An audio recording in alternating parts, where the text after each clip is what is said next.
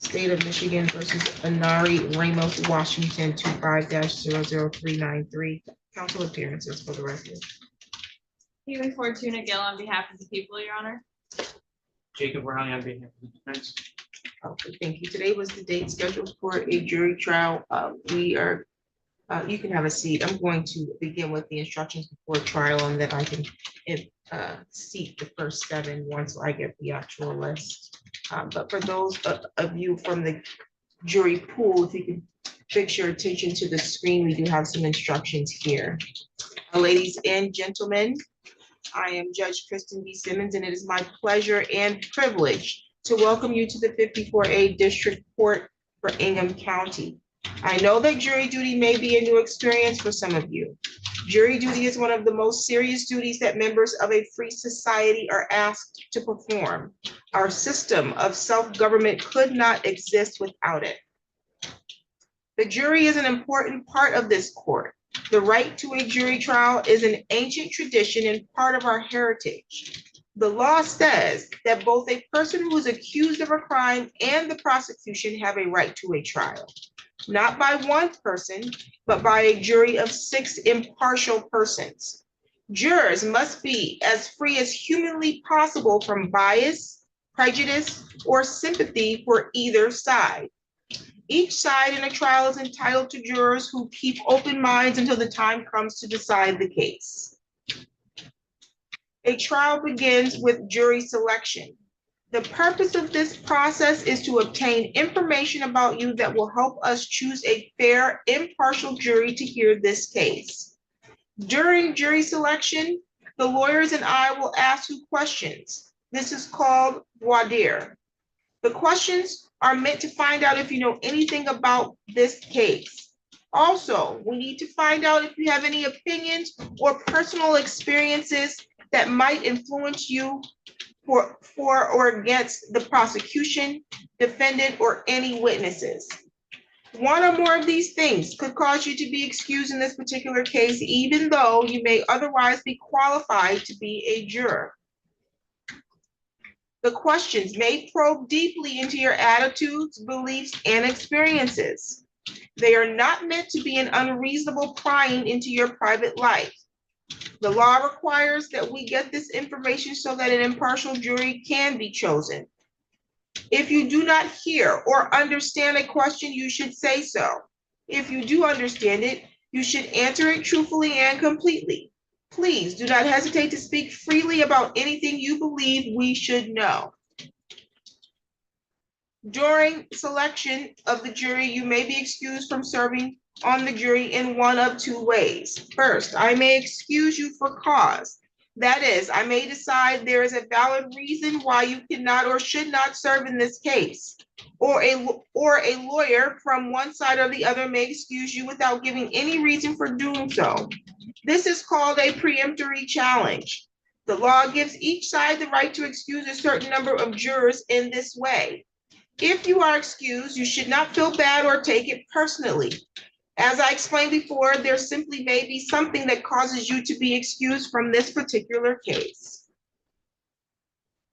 I will now ask all of the potential jurors to stand and swear to answer truthfully, fully, and honestly all the questions that you will be asked about your qualifications to serve as jurors in this case. If you have religious beliefs against taking an oath, you may affirm that you will answer all the questions truthfully, fully, and honestly. Please raise your right hand. Do you solemnly swear or affirm that you will truthfully and completely answer all questions about your qualifications to serve as jurors in this case? If you do so, signify by saying I do. I do. Thank you. You can have a seat. I'll first introduce members of my court staff. To my right is Miss Addie Nash. She is the court reporter and judicial assistant. And then to my left here in the green is Yolanda Collins Green, and she is the court officer. This is a criminal charge, and this needs to be changed. And the charge is of domestic violence, which I will explain more fully later. Did you catch that? Yes. Did you change it? Thank you. This charge has been made against the defendant, who is Anari Ramos-Washington. The defendant's attorney is Mr. Jacob Raleigh. Mr. Raleigh, please list any witnesses you anticipate calling in this trial. Introduce myself. My name is Jacob Raleigh. I'm an attorney for the defendants. This is my client, Ramos-Washington. I do not anticipate calling any witnesses. Thank you. The assistant prosecuting attorney in this matter, there's two. We have Ms. Haley Fortuna Gill, I think is first chairing this, correct? Yes, Your Honor. Okay, if you can please introduce your second chair, as well as any witnesses that you intend to call during this trial. Morning, everyone. My name is Haley Fortuna Gill. My second chair today is Jennifer Lott. She's also an APA. Morning. We do intend to call Officer Sydney Barger and Joshua Dunsmore. Thank you. Does anyone waiting to be in the jury box know of any of those witnesses that were named? If you know the officer name or the potential witness name, raise your hand. Okay. Does any one of the jury members know the lawyers that just introduced themselves?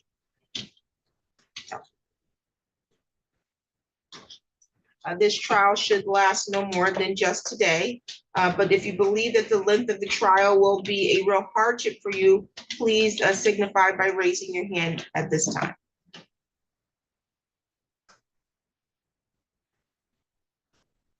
Some of you may have health problems that will prevent you from serving on a jury. For example, does anyone have a medical problem that makes you unable to sit for 2 to 3 hours at a time? And does anyone have a sight or hearing problem? So taking first, anyone can't sit for longer than an hour at a time, because we won't be sitting for 2 to 3 hours at a time. Okay, can everyone hear me clearly? Yeah. Very good. What about sight? Can everyone see me? Okay, very good. It's a relatively small courtroom, so, and as you can see, it's warm in here, so we do have fans going. If any of that does start to conflict with your ability to hear, especially once you're in the jury box, that fan could tend to drown out what you can hear. Just let us know, we'll turn that off, okay? Okay, this is a criminal case. The paper used to charge the defendant with the crime is called a complaint, and the complaint in this case charges the defendant, Anari Ramos-Washington, again with the charge of domestic violence, and it reads as follows. That on or about February 9th, 2025, at the area of 1401 Rose Lawn, Lansing, Michigan, 48915, that she did allegedly make an assault or assault and battery upon a Joshua Dinsmore, a resident or former resident of his or her household, and or an individual with whom she had a dating relationship, and that this was contrary to Michigan Compiled Law 750.812. The defendant has pled not guilty to the charge. You should clearly understand that the complaint I just read is not evidence. A complaint is read in every criminal trial so that the defendant and the jury can hear the charges. You must not think that it is evidence that she is of her guilt or that she is guilty because she has been charged. A person accused of a crime is presumed to be innocent. This means that you must start with the presumption that the defendant is innocent. This presumption continues throughout the trial and entitles the defendant to a verdict of not guilty unless you are satisfied beyond a reasonable doubt that she is guilty. Every crime is made up of parts called elements. The prosecution must prove each element of the crime beyond a reasonable doubt. The defendant is not required to prove her innocence or to do anything. If you find that the prosecution has not proven every element beyond a reasonable doubt, then you must find the defendant not guilty. A reasonable doubt is a fair, honest doubt growing out of the evidence or lack of evidence. It is not merely an imaginary or possible doubt, but a doubt based on reason and common sense. A reasonable doubt is just that. a doubt that is reasonable after a careful and considered examination of the facts and circumstances of this case. We'll follow up with Bonnie and see what's going on. Thank you.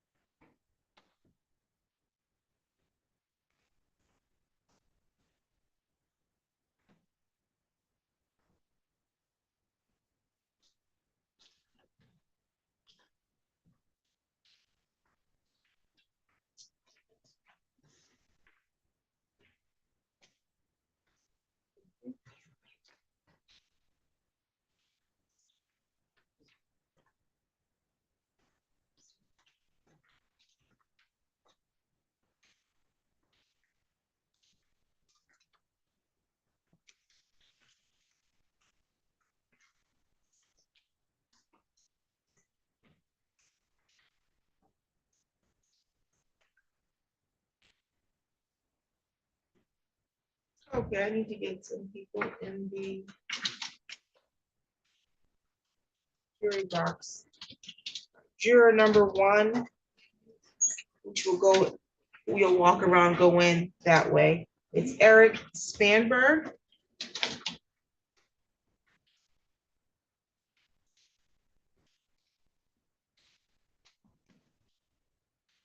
Number 2, Shawnee Adams.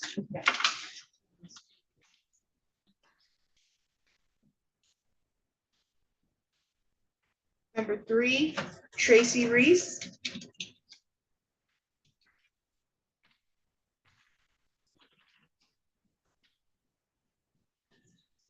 Number 4, Richard Wilson.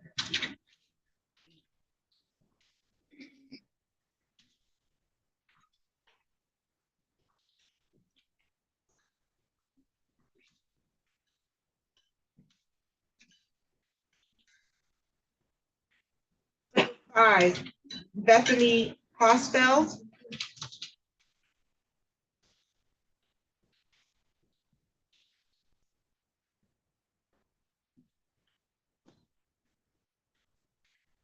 Number 6, Alyssa Reed.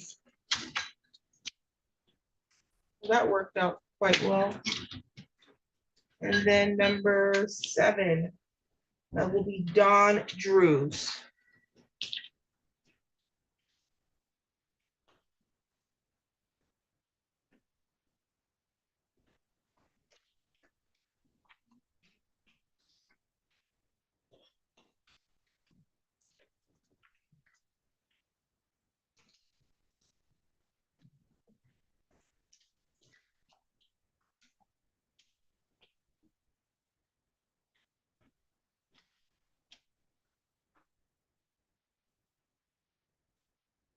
Okay, you can proceed with recording.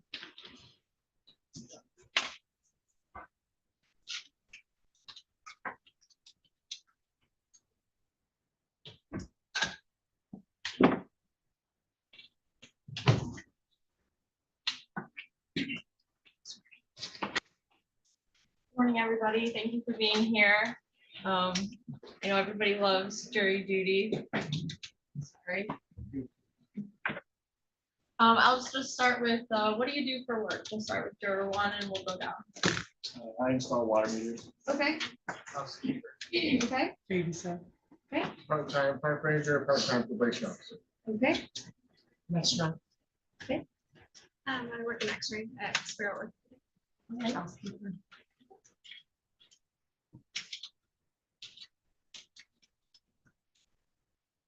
So I guess we start with, do any of you have any experience with domestic violence, whether that's personally or a close friend or family member, anything like that? We'll just go down the line again.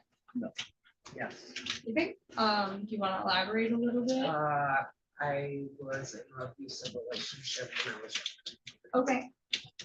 Yeah, my mother. Your mother, was she the victim or? Yes. Okay. Not personally, but I investigate domestic violence. Okay. Not physical violence, but mental Okay. and a pastoral. Okay. And that was personal? Okay. My father. Okay.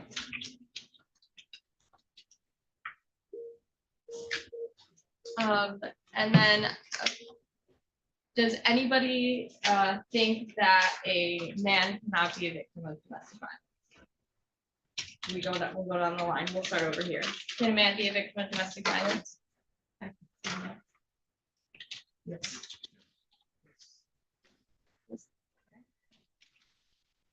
Does anybody think, I guess let's start with, so a battery. A battery is a forceful, violent, or offensive touching of a person or something closely connected with that person. So for example, this pen. So my question is, if I came over there and pushed, let's say juror number 4, if I pushed you out of your chair, is that a battery? What do we think?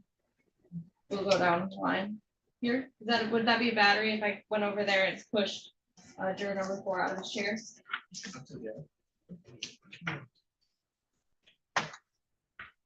Yes. Okay. But what if juror number 4 had no injuries at all? I just pushed him out of his chair. He's totally fine. He gets back up and sits in his chair. Is that still a battery? We'll go down the line as well. Yeah. A yes.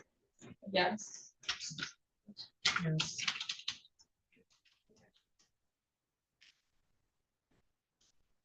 Is there anything about the nature of this case, the charge being it's a domestic violence allegation against a woman towards a man?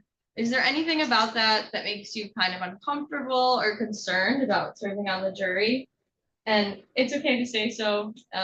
We want the truth here, so we'll go down the line. We'll start over here. There's nothing that makes you feel uncomfortable about that, serving on the jury, okay? Okay. And then let's talk a little bit about different types of evidence. What do you think evidence, testimony evidence? We'll start with jury 7. Yeah, is somebody getting up there and telling you what happened, does that qualify as evidence to you? Yes? Yes? Yes, okay. And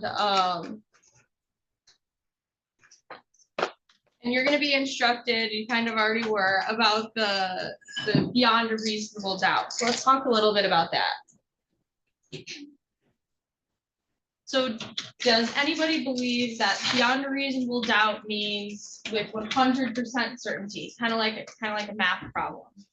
Does anybody here believe that? Does anyone agree with that? Juror number 7?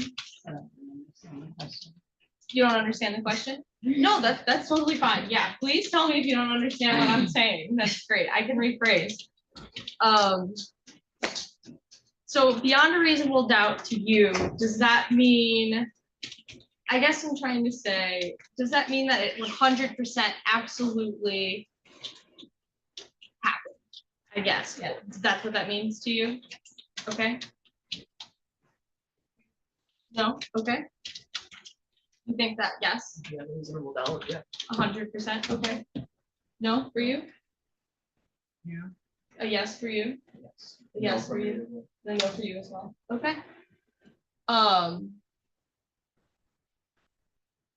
Can anybody accept, or can each of you accept, I'll do a down the line this time too. Can each of you accept that beyond a reasonable doubt is the highest burden of proof in our system, but it does still allow for a guilty verdict, even if every possible question you have about the situation hasn't been answered? Does everyone get that question? Yeah, I think so. Can you accept, even if you have questions still about exactly what may have happened, do you think that beyond a reasonable doubt can still allow for a guilty verdict? Does that make sense that way, the way I phrased it that time? I know it's a lot. There's a lot of like. It made sense to me this time. It made sense this time? Okay, so what do you think? I would say that.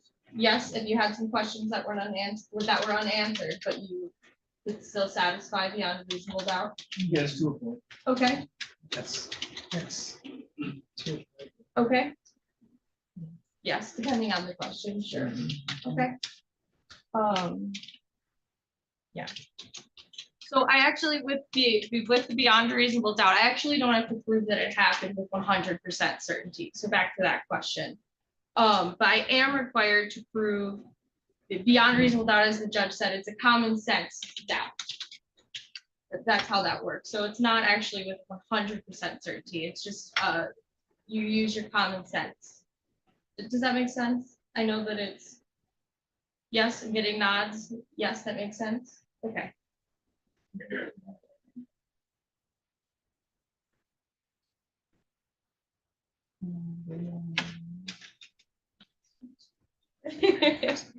Okay. And then is there anyone here who believes that they could absolutely not vote guilty unless they physically saw the crime happen with their own eyes? Does anybody here believe that? If so, give me. Nobody believes that. Okay, nobody believes that.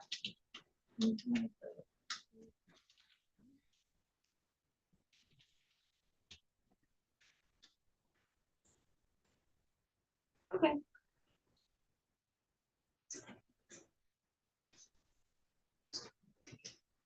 Sure.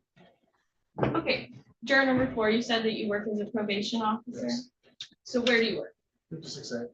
56A. Okay, and do you think that that affects your ability to be fair and impartial in this I trial? also worked 22 years as a correction officer. So I've seen everything you think of. Okay, I do the pre-sentence investigations for the court. So I've seen everything you can think of. It makes it hard for me to be partial because I've seen the bad and everything. okay. I'll be honest. Okay, yeah, that's what all we're asking for here. I appreciate that. And then juror number 2, you said that you had experience with domestic violence. Do you think that that would impact your ability to be fair and impartial here today? No?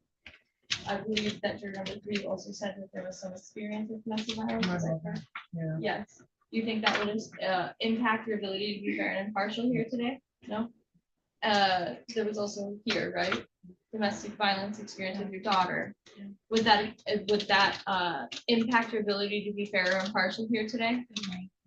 Okay. In what way? Well, my daughter's domestic violence ended with my granddaughter's murder.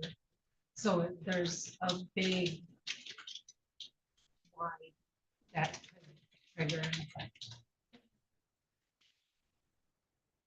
I'm sorry to hear that.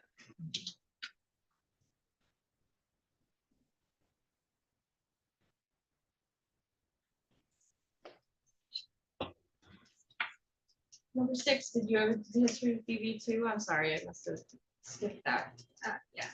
Okay, do you think that would impact your ability to be fair and impartial today? You don't think so? Okay.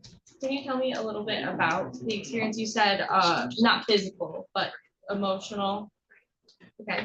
Can you elaborate a little bit? More like manipulation, Okay. financial control. Got it. Everything. Okay.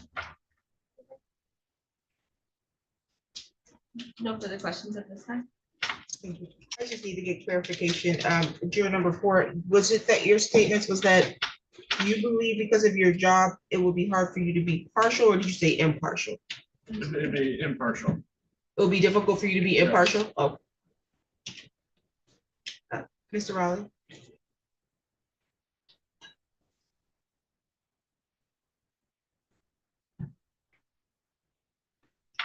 Morning.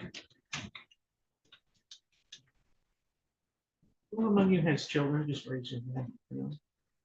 Who has more than one? Okay.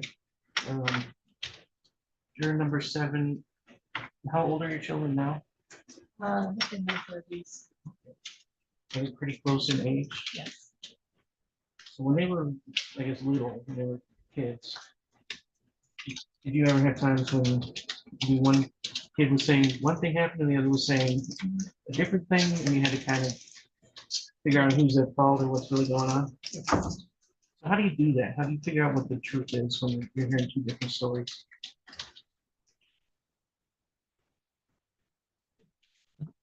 I know it's no easy answer, but Yeah, it's not an easy answer. you sort of pick up clues from how they're talking or their body language and that kind of thing. Probably the body language and the way that they respond. Is juror number 4 also? Do you have an answer to that? What do you do?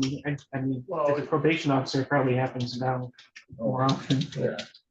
Basically, when the kids just, you know, your children, so you know if they're lying, if they're not lying, like body language, just know your kids, so you can tell by their body posture if they're lying. Like when a poker player had to tell, But you can tell when they're kind of dropped in or whatever. Okay. Who else had more than one child? Was it number 3? So the same question to you. Do you have any techniques to figure out what the truth is? in No, here? just body language. So intuition, I guess. Yeah. You get a feeling. Mhm. Okay. That's right. Is everybody here familiar with the concept of self-defense? In fact, if you have to touch somebody even violently to protect yourself, that's not a crime. Aware of it? Anybody disagree with that and think it should be a crime to use force to protect yourself? No? Okay. Have any of you been on a jury before? Yeah. no, Yeah. Everything? Okay. What was that case about? What was this? Domestic violence. I see.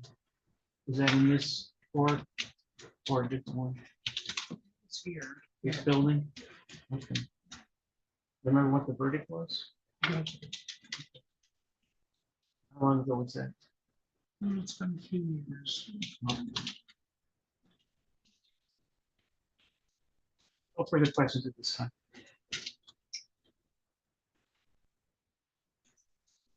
Challenges for cause.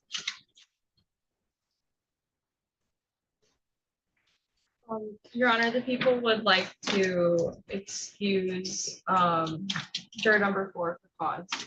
Mr. Okay. Mr. Wilson, you may be excused. Thank you for appearing today. Your Honor, the people would also like to excuse juror number 7 for cause. Oh, my apologies. You actually are Oh, excused. just leave? No, no. What's that? I've seen. Oh, have Yep, some. there's no seats back there. I opened it, yeah, No, just, no, just- It's out here someplace. yes, please. Okay, let's see. Let me replace juror number 4 with Courtney Goddard. Okay, and you had another challenge for cause. Yes, Your Honor. Juror number 7.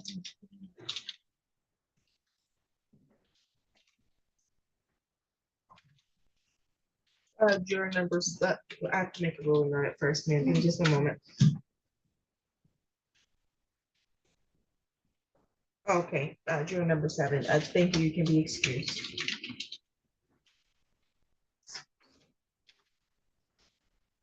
Okay, number 7, we're gonna replace with, I might not say that right, is it Bound Boo? Boone Boo, thank you.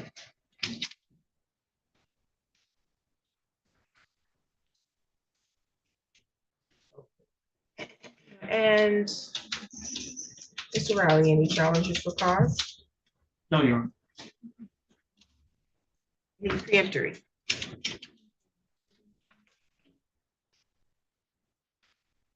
Not at this time, Your Honor.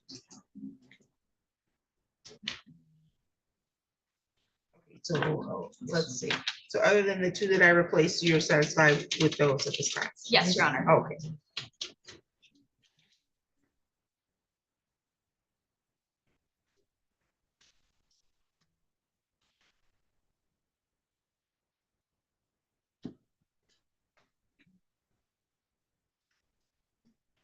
Counsel? I'm sorry, no, you're not. at this No time. preemptory?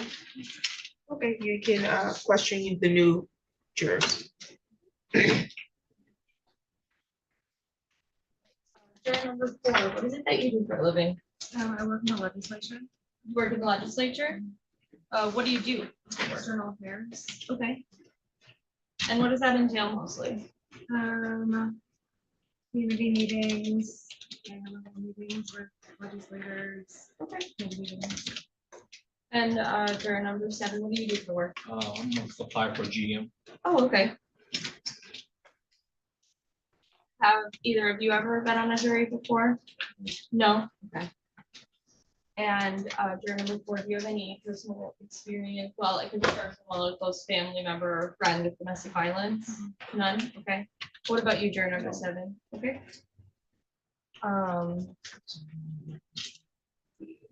Juror number 4, it says here that your spouse is a lobbyist. Is that correct? What exactly do they lobby for? He's a lobbyist lawyer for the auto dealers in Michigan, Okay, their Okay. association. okay.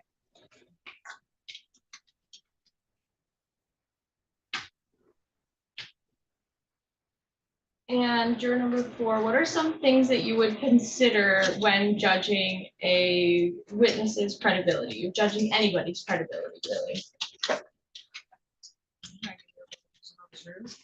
Okay. Demeanor. Juror number 7, same question. Okay.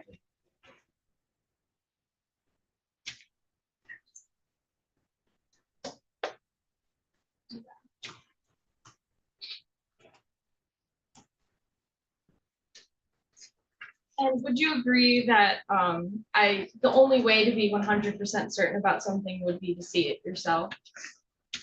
Would you agree with that? Not necessarily. Can you elaborate on that?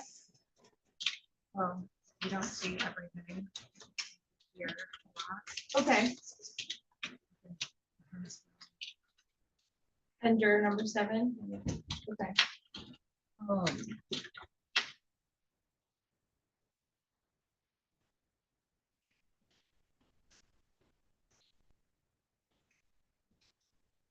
So, would you agree that you're here for jury duty today?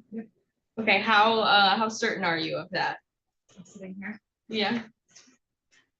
And what if I told you that you were really on a reality show and there's hidden cameras everywhere and this is all fake? Would you believe that?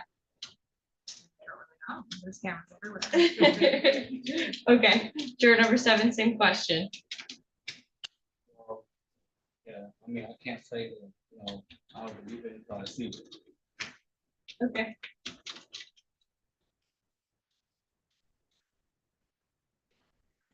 Okay, but is it reasonable to think that you're on a reality show right now or that you're being evaluated to sit on the jury?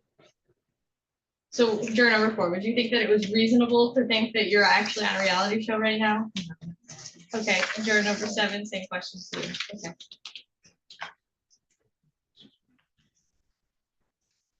And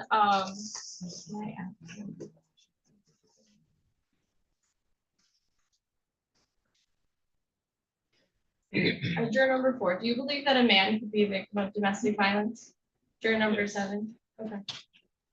And do you believe that, is there anything else that could be impacting your ability to be impartial in this case? No? Juror number 7. Okay. No further questions. Mr. Raleigh, No questions at this time. any challenges for cause? None. None from the defense. Any preemptory?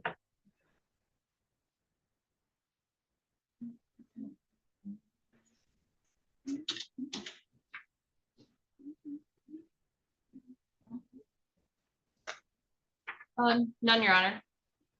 Mr. Raleigh, None from the defense, Your Honor. okay, so the prosecution is satisfied with the chair, That is correct, Your Honor. as well as the defense. Yes, Your Honor. Thank you. We have impaneled the jury. The remaining of you, my understanding is that you will be now reporting to courtroom 2 for their jury selection. So thank you for appearing today. All rise for the jury.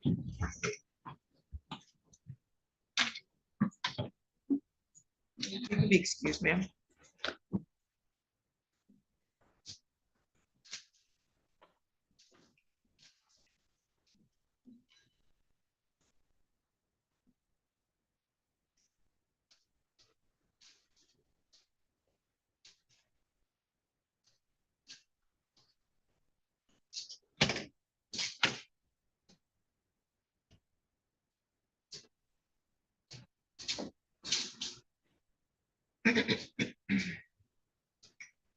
Okay, and you all may be seated.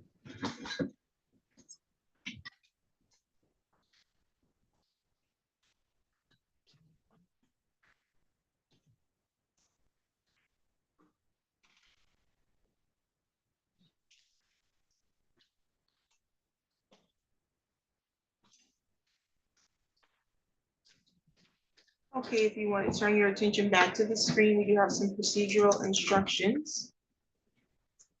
Okay, ladies and gentlemen of the jury, you have been chosen to decide a criminal charge made by the state of Michigan against one of your fellow citizens. I will now ask you to stand and swear to perform your duty to try the case justly and to reach a true verdict. If your religious beliefs do not permit you to take an oath, you may instead affirm to try the case justly and reach a true verdict. Would the jury please stand and raise your right hand?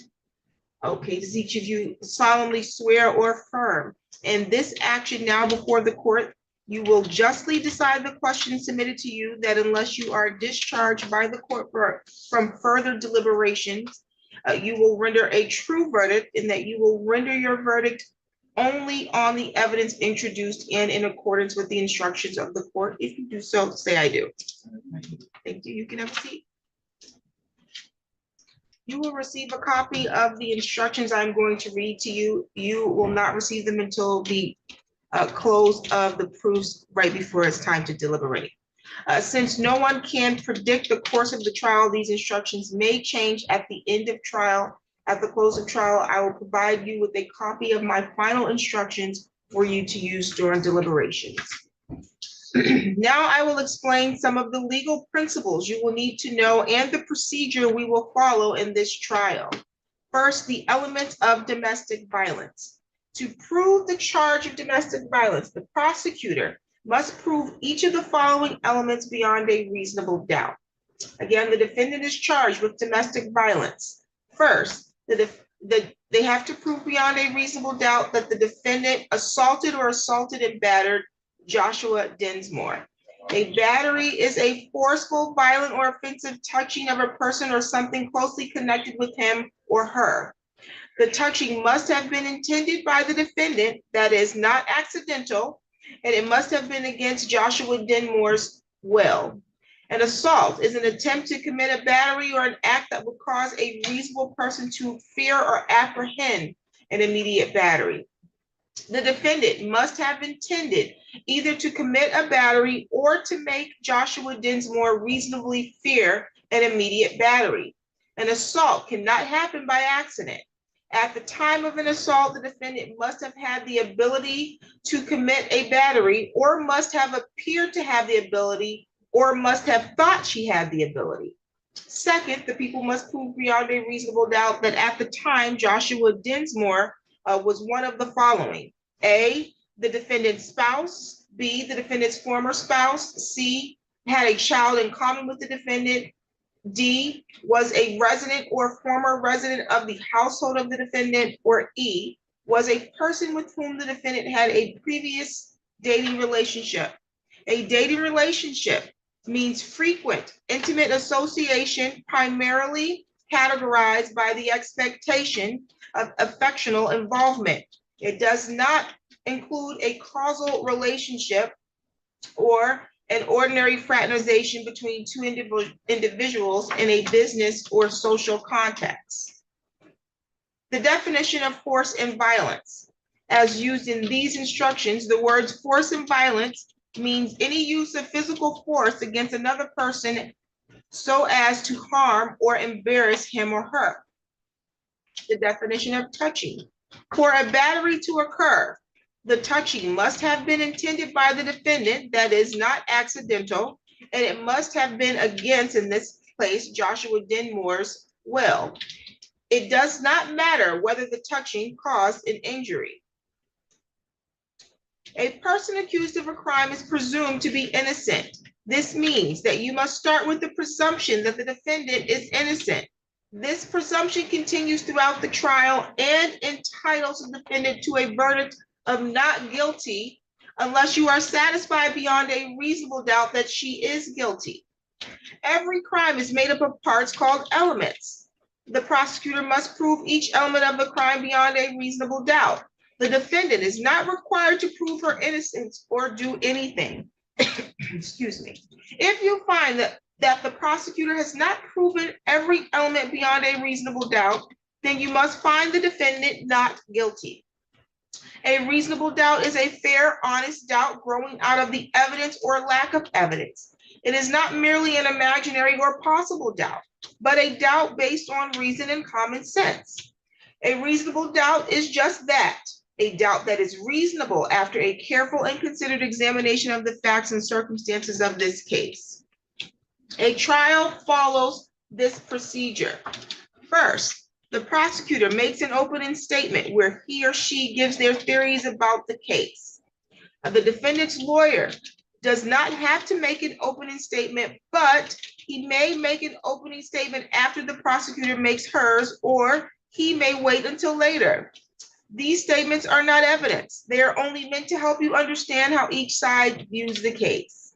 Next, the prosecutor presents her evidence. The prosecutor may call witnesses to testify and may show you exhibits like objects or documents.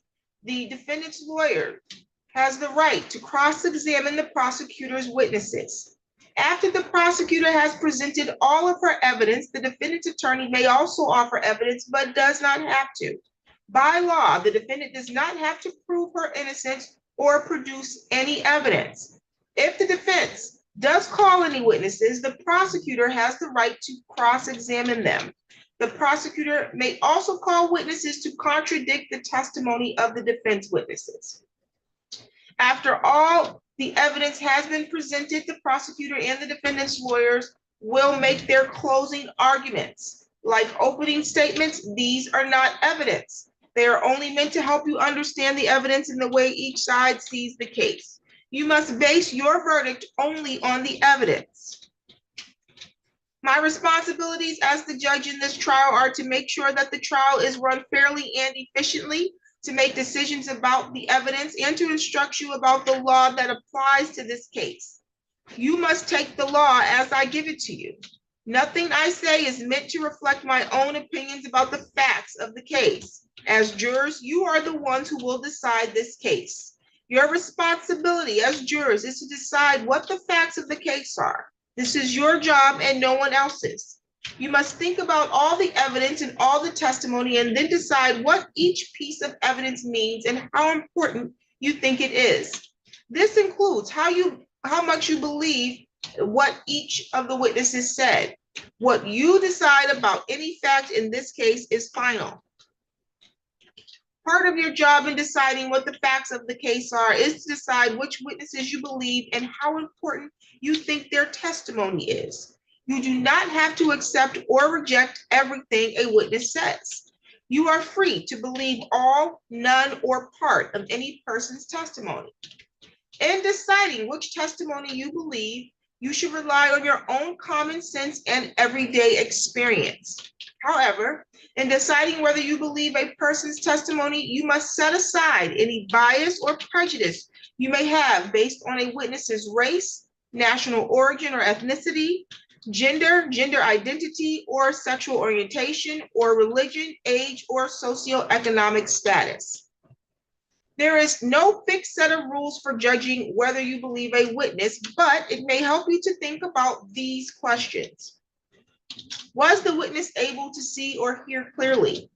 How long was the witness watching or listening? Was anything else going on that might have distracted the witness? Does the witness seem to have a good memory? How does the witness look and act while testifying? Does the witness seem to be making an honest effort to tell the truth, or does the witness seem to evade the questions and argue with the lawyers? Does the witness's age or maturity affect how you judge his or her testimony? Does the witness have any bias or prejudice or any personal interest in how this case is decided? Have there been any promises, threats, suggestions, or other influences that affect how the witness testifies? In general, does the witness have any special reason to tell the truth or any special reason to lie? All in all, how reasonable does the witness's testimony seem when you think about all the other evidence in the case? When it is time for you to decide the case, you are only allowed to consider the evidence that was admitted into the case. Evidence includes only the sworn testimony of witnesses, the exhibits admitted into evidence, and anything else I tell you to consider as evidence. The questions the lawyers ask the witnesses are not evidence. Only the answers are evidence. You should not think that something is true just because one of the lawyers asks questions that assume or suggest that it is. I may ask some of the witnesses questions myself. These questions are not meant to reflect my opinion about the evidence. If I ask questions, my only reason would be to ask about things that may not have been fully explored.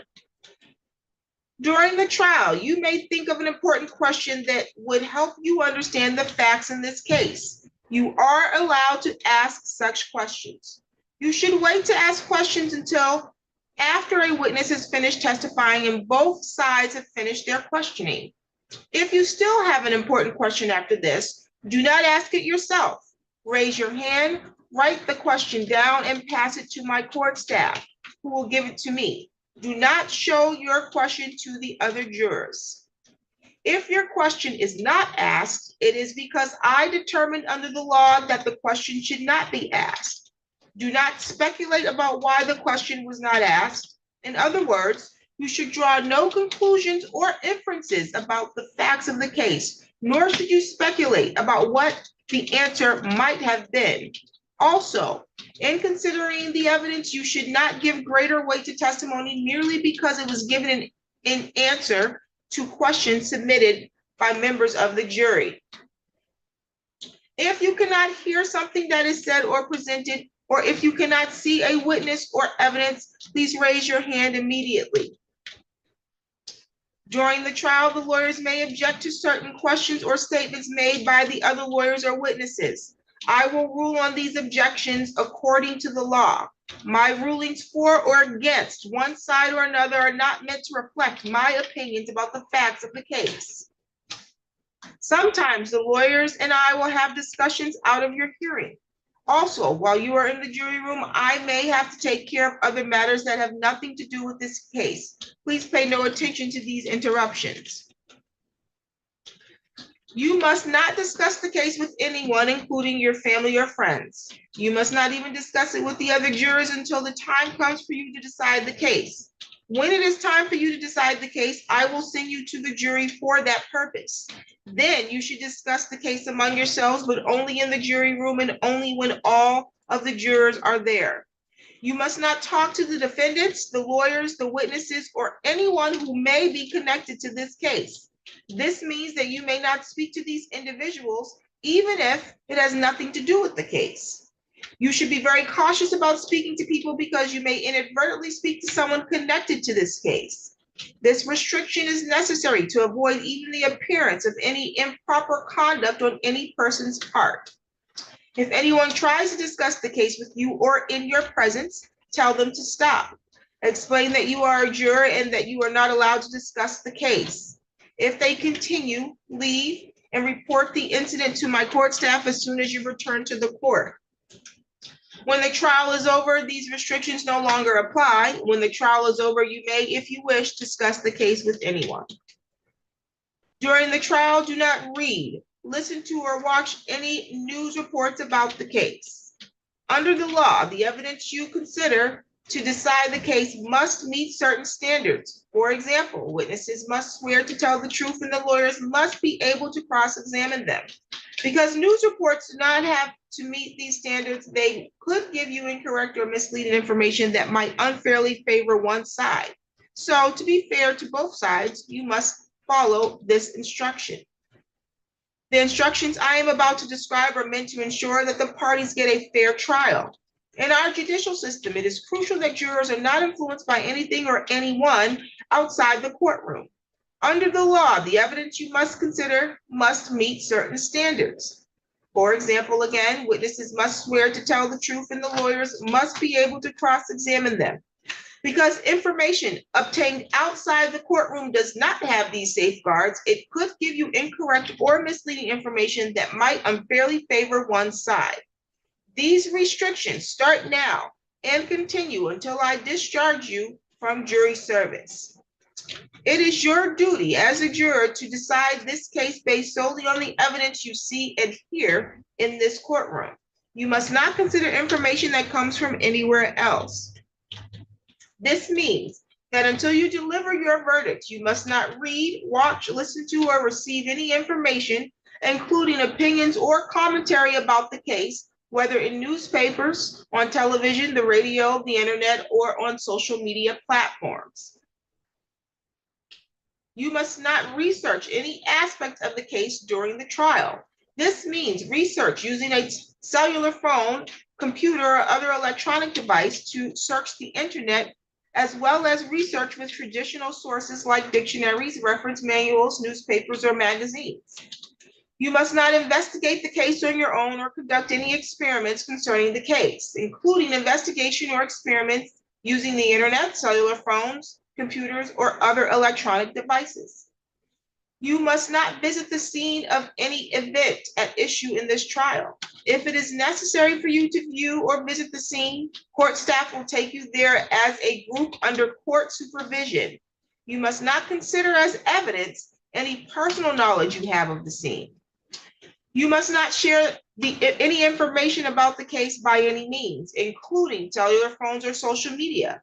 This means that even if you are not discussing the case with someone else, you may not post any information about the case on social media websites or in any manner. If you discover that a juror has violated my instructions, please report it to court staff. You may take notes during the trial if you wish, but of course you don't have to. If you do take notes, you should be careful that it does not distract you from paying attention to all of the evidence. When you go to the jury room to decide your verdict, you may use your notes to help you remember what happened in the courtroom. If you take notes, do not let anyone except the other jurors see them during deliberations. Your notes will not be examined by anyone, and when your jury service concludes, your notes will be collected and destroyed. You can see that we have chosen a jury of 7. After you have heard all of the evidence and my instructions, you will draw names to decide which one of you will be dismissed to form a jury of 6. Possible penalty should not influence your decision. If you find the defendant guilty, it is the duty of the judge to fix the penalty within the limits provided by law. I may give you more instructions during the trial. After all the evidence has been presented, you will hear the lawyer's closing arguments. Following the closing arguments, I will give you additional instructions about the rules of law that apply to this case. You should consider all of my instructions as a connected series. Taken together, or taken all together, they are the law you must follow.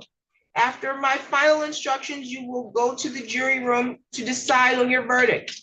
A verdict must be unanimous. That means that every juror must agree on it, and it must reflect the individual decision of each juror. It is important to keep an open mind and not make a decision about anything in the case until you go to the jury room to decide the case. You must not let bias, prejudice, or public opinion influence your decision. Each of us may have biases or perceptions about other people based on stereotypes. We may be aware of some of our biases, though we do not express them. We may not be fully aware of some of our other biases. Take the time you need to test what might be automatic or instinctive judgments and to reflect carefully about the evidence. I caution you again to avoid reaching conclusions that may have been unintentionally influenced by stereotypes.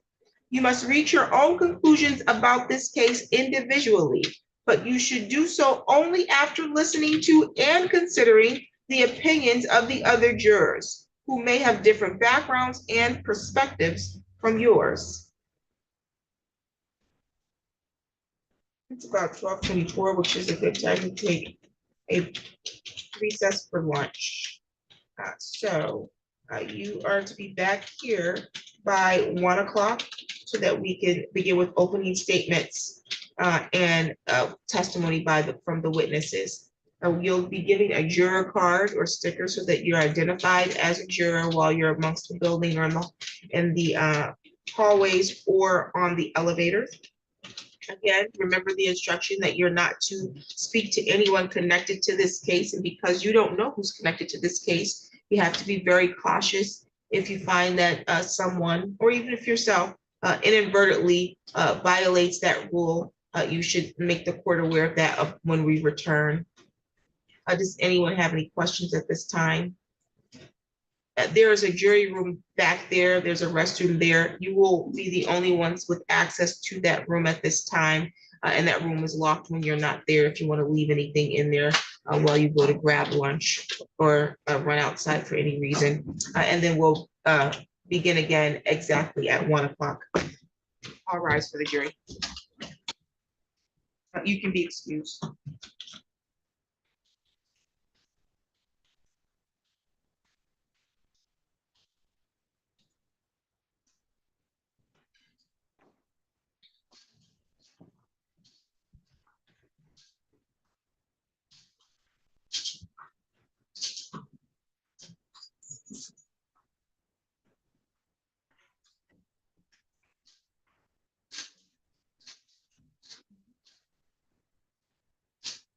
Okay, counsel, anything before we take our brief recess?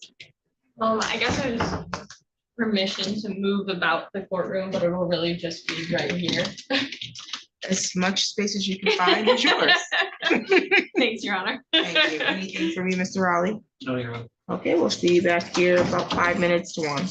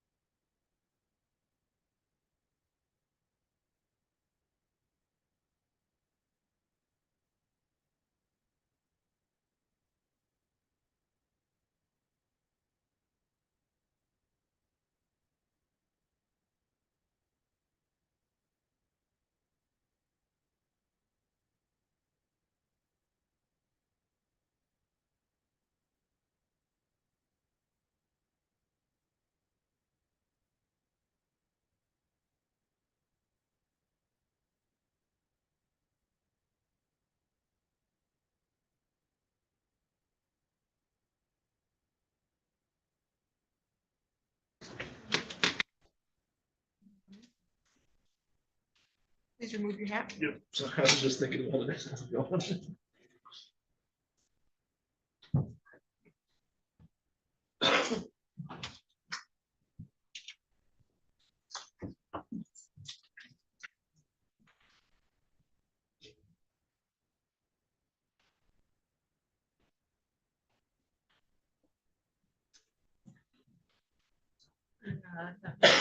Okay, you can be seated.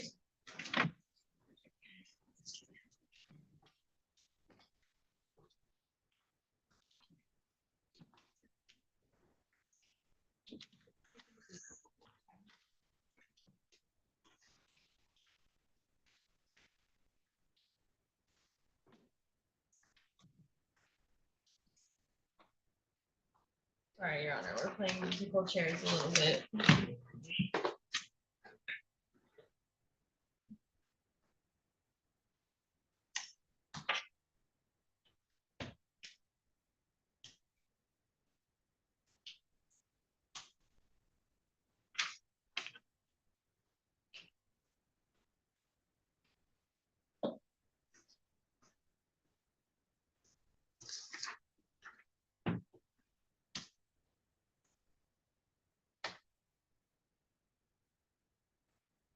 Good afternoon, everybody.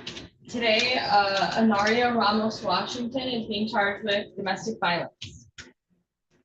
So in order for us to convict her of domestic violence, the prosecution needs to prove first that the defendant committed a battery against Joshua Densmore. A battery is a forceful, violent, or offensive touching of a person or something closely connected to him or her. The touching must have been intended by the defendant against Joshua Densmore's will. An assault is an attempt to commit a battery or an act that would cause a reasonable person to fear or apprehend an immediate battery. At the time of the assault, the defendant must have had the ability to commit the battery or must have appeared to have had the ability to commit the battery. The second element that we have to prove beyond a reasonable doubt is that at the time, Joshua Densmore was a person with whom the defendant had or previously had a dating relationship. A dating relationship means frequent, intimate association, primarily characterized by the expectation of affectional involvement. It does not include a casual relationship or an ordinary fraternization between two individuals in a business or social context. Today, you're going to hear testimony from two witnesses. First, you're going to hear from Joshua Densmore. He's going to tell you that he was attacked by his girlfriend at the time, the defendant. He's going to tell you that he was slapped 5 times in the face. You're also going to hear a video. This video was taken by Joshua Densmore. And in the video, you're going to hear that the defendant, Anaria Ramos-Washington, admitting to what had happened. You're also going to hear from an officer who responded to the scene after Joshua called 911. You'll hear that testimony today. You're going to hear the officer testify as to the defendant's demeanor and as to Joshua's demeanor as well. You're going to hear that the defendant did not want to speak with the police initially and tried to walk away from the police when they wanted to question him. Further, I'm going to talk a little bit more about reasonable doubt. We've heard that thrown around a lot this morning and this afternoon. That's our burden, and it's important to understand what reasonable doubt actually means. It does not mean proof beyond all doubt, or that you must be 100% certain. The law does not require absolute certainty because in life we very rarely achieve that 100% certainty. That being said, if the law did require absolute certainty, very few cases, if any, could ever be decided. Reasonable doubt, on the other hand, is based on reason and common sense. It's the kind of doubt that would cause a reasonable person to pause before making an important decision in their life. It's not an imaginary or speculative doubt as we've heard. So I'm confident that today, after you have heard from both of our witnesses and have seen the video, that we will have satisfied both elements of domestic violence beyond a reasonable doubt. And we will ask you to find the defendant, Anaria Ramos-Washington, guilty at that time. Thank you.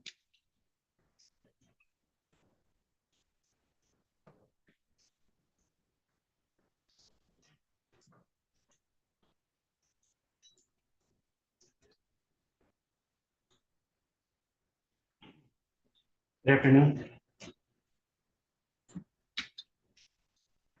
And we both have a job to do here today, you and me. I think your job is actually a lot harder than mine. Because I've had plenty of time to look at the evidence, the witness statements, and draw my own conclusions about what happened. You're starting from zero. You have a lot of information thrown at you. You have to make decisions, tough decisions about what's true and what's not true, what makes sense, what doesn't make sense. But your job is going to be made harder by the fact that you're not getting the whole picture. That's true of any trial. You never get 100% complete information. You're going to get a small slice of the big picture. I'm asking you to look beyond that. Think about the context. Think about what you're not seeing. Because part of the truth is in those blank spaces. And I think once you've heard everything there is to hear, you put it all together, the truth will be clear. You'll be 100% confident in your verdict. You'll find my client, Ramos-Washington, not guilty.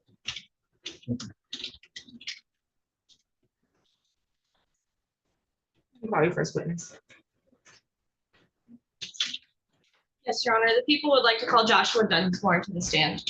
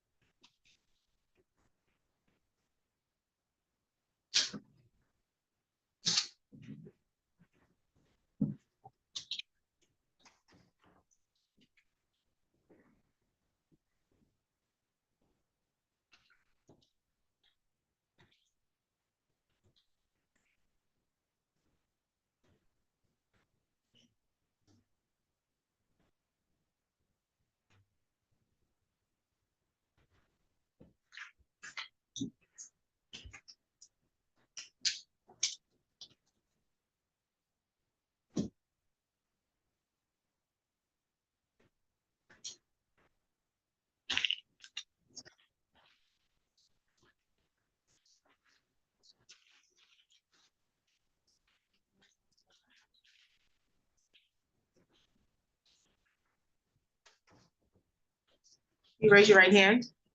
Do you solemnly swear or affirm the testimony you're going to give is the truth and the whole truth under penalty of perjury? Yes. Thank you. You can have a seat. There's a microphone that is in front of you. The lady behind you must take down everything stated here in the court. So all of your responses must be verbal. You can't do head nods, head shakes, because we can't ascertain if that's a yes or no, okay? Okay. If you forget, we will remind you by asking you if that is a yes or no. If there's an objection from either side, you will stop speaking immediately. It requires me to make a determination as to whether or not, according to the rules of evidence, you can give that answer or not, okay? Okay. And then I'll tell you if you're allowed to give that answer. And then lastly, if you can't hear or understand, you can always ask to have a question repeated, okay? Okay. State your first and last name and spell both. Joshua Densmore, JOSHUA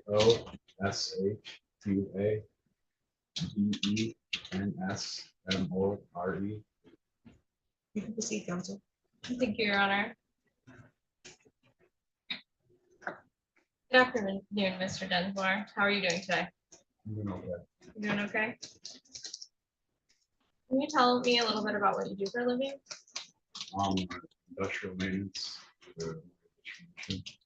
Okay, and where you live? 1401 Roseland Avenue. Did you live at that address on February 9th of this year? Yes. Do you remember anything significant occurring on February 9th of this year? Yes. Okay. And were you in a romantic relationship? Yes. Who were you in a romantic relationship with at that time? Ramos-Washington. Okay, is she here today? Yes. Can you point her out and describe an article of clothing that she's wearing, please? She's wearing a black shirt. Okay.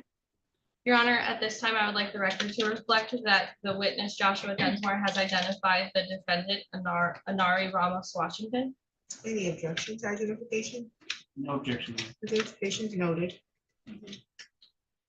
So how long had you guys been in a relationship? We're talking on February 9th. Since May of 2024. So, Okay, so that's what, about 8 months? yeah. Okay. And what occurred on that date that was significant to you? We got into a verbal argument and then, Can you tell me how that verbal argument started? she had come home from being out with a friend. Okay. And when she came in the door, she immediately threw her phone at me and hit me inside. And then, Do you know why she threw her phone at, did she say anything? so I talked to her on FaceTime, but before she had left the bar, where she was Okay. out with her friend. And she said that I looked like I was upset. And so then Were you upset?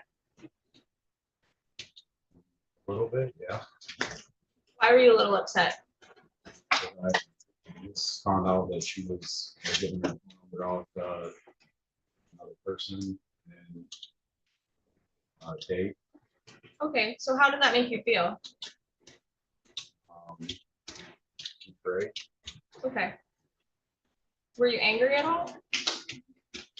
A little bit, yes. Were you sad at all? Yes. So she came in the door and did you get to say anything to her before she threw her phone at you? No, she said something to me right away and through the phone. What did she say? Excuse my language, but she said, "What the fuck are you staring at?" Okay. And so after you were hit with the phone, what happened? How did you react? I said, "Why did you throw your phone at me?" Okay. And did she respond? I don't remember exactly what she said, but she went straight to the bathroom, used the bathroom. Okay.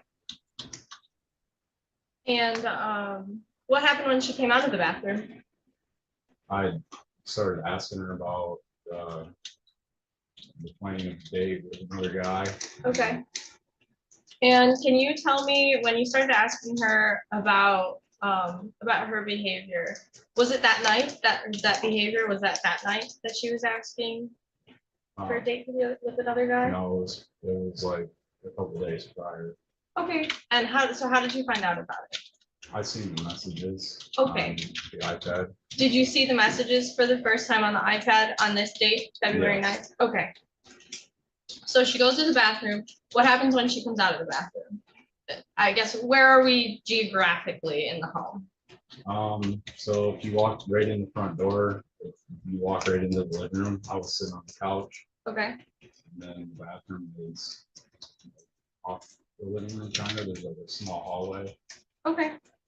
And are you still on the couch when she came out? The whole time. I was in the couch. Okay, so you didn't approach her at all while she was in the bathroom? Okay. So did she approach you when she exited the bathroom? She actually came here, like me on the couch. And did she say anything to you? I started talking first. Okay. And how did she respond to that? She got upset. And she like put her left hand on my throat, and then like hit me with her right hand. Okay. Inside Were you still talking to her when she hit you? Or were you still in the middle of talking or? Yeah. Okay. And how many times did she hit you? the face. One time. Okay. And then what happened next? We continued to argue for a while. She left the room multiple times, but then came back and proceeded to argue. And Okay, and you stayed on the couch the whole time? Yeah. Did you use any sort of physical force after she had hit you? How did you react to that? I just sat there. I was shocked that it happened. Okay. And did you record a video of this? After the fact, yes. Okay, so when exactly did you record the video? It was several minutes after. Okay, so would this have been when she had returned to the room? Yes, Okay. If I showed you that video now, would you recognize it? yes. Okay.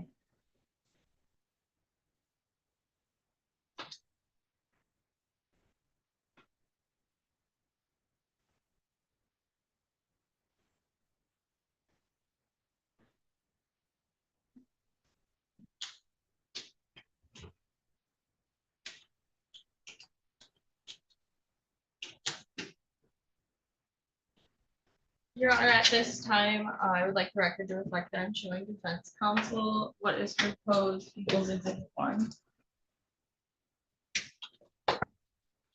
May I approach? Yes. Does this look like the video that you recorded? Yes. Does it look like it would be a fair and accurate representation of that video? Yes. Okay. Your Honor, at this time, the people would move to admit what has been proposed as People's Exhibit 1. Is there any objections to People's One? Objection at this time. People's One is admitted. Can I publish it on Zoom? Yes.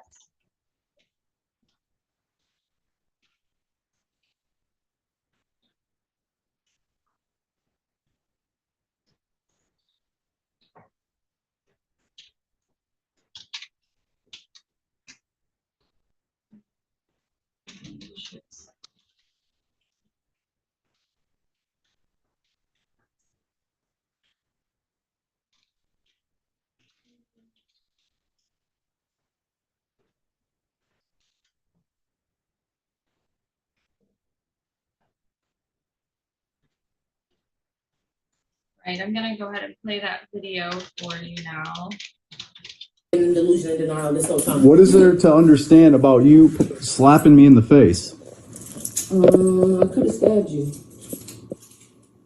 And what would warrant you stabbing me or hitting me in the face? The disrespect, the distrust, and the way that you decided to communicate with me instead of actually listening. So I didn't communicate the way you like, so you thought it was okay to hit me in the face. Did you just hear me list 3 things and you listed 1? And I didn't Did trust you hear me you. list 3 things? Did you hear me list 3 things and you just listed 1? So now it's like a weird framing of, oh, I only heard 1 thing. This is the only reason why you react to how you did. You listed you said you're bipolar and mentally unstable and blah blah blah. So this is why you did this. But your text messages say something about Francis. And then I'm trying to talk, and then you continuously cut me off, and then I got irritated and hit you, and then I just listed 3 things as to an accumulation as to why I hit you, and then now it's 1 thing. Like there's no. I'm not fighting to be seen or heard around here. I don't want to fight. I'm not the one who's putting my hands on somebody.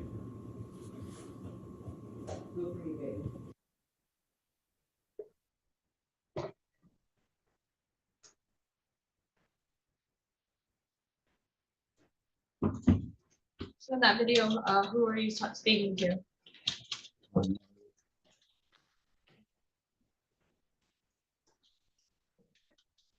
And did she tell you in that video that she did hit you in the face? Yeah. And so what did you do afterwards, after you took the video? I sat there for a few minutes, and then when I realized she was not going to continue entering the room, I went out to my car and called the police. Okay. And why'd you go out to your car to do that? I didn't know how she would react to me calling them. Okay.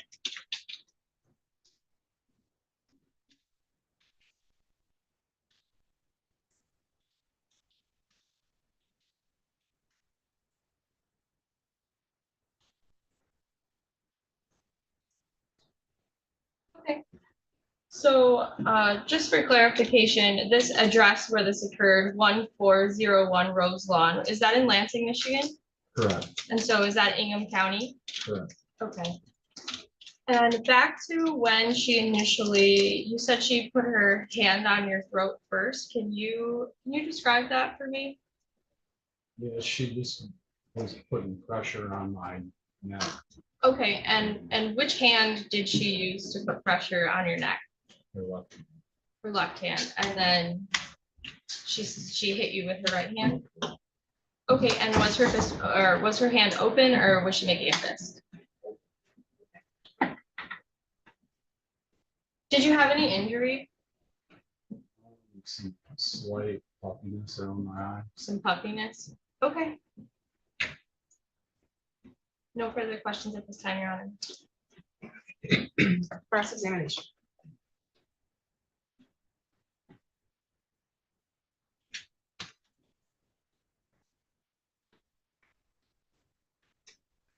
Mr. Dinsmore, do you remember what time Nari came home that night?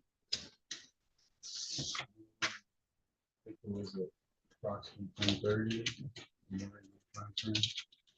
How long did she be gone? Hours. And you said you had been communicating while she was out, right, on FaceTime. Well, I did one time communicate with her. You remember about what time that was in relation to when she got home? I don't remember the specific time.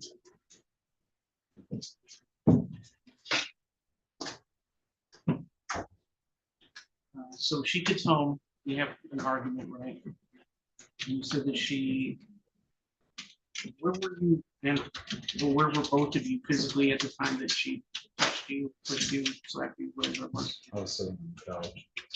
She, She was standing in front of the couch. okay. Do you remember what time that happened? Like how long after she got home that was? Within 10 or 15 minutes of her being home. When did you call 911? What time? You have to speak up, sir, because we can't really hear you. It was maybe like 10 or 15 minutes after the incident occurred. And sometime in between was when that video was recorded? Is that right? Yes, I guess how long was that before you called 911? Between the video and when you called? I would say 10 to 15 minutes. So you recorded the video very soon after she slapped you. Yes. Why did you wait so long to call? She kept leaving the room and coming back into the room. And I was just trying to stay on the couch and stay out of the way.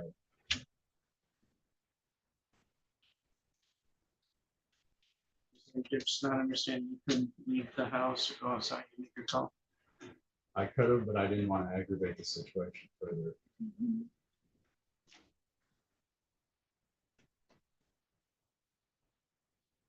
So your argument started when you that Nari was talking to one or more of the men who were cutting a pizza, is what you said. That was the nature of the argument. You found that out by looking at her right there. Yes. When did you do that? Sometime while she was gone. What prompted you to do that? We had prior discussions about it a couple days before. She had said, you literally have access to my messages. You can look at them at any time. I'm not doing anything. But I just had a bad feeling. This wasn't something that just started that day. This is an ongoing issue between the two of you. Yes. How long would you say this was an issue or a concern of yours? Since roughly Thursday. This happened on Sunday, so 2-3 days. You live in the same house, right? That's correct. Sleep in the same bedroom? Not all the time because I work third shift. I asked because I think you mentioned that she went downstairs to where she sleeps. Is that right? Or her room, I think is what you said. Yes.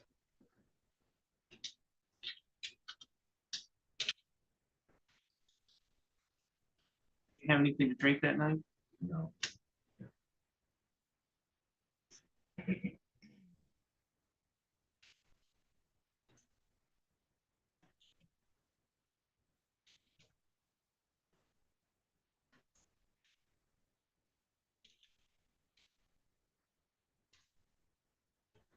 What happened after that video was recorded? And then when you called that up, I sat there on the couch. so there's no more discussion?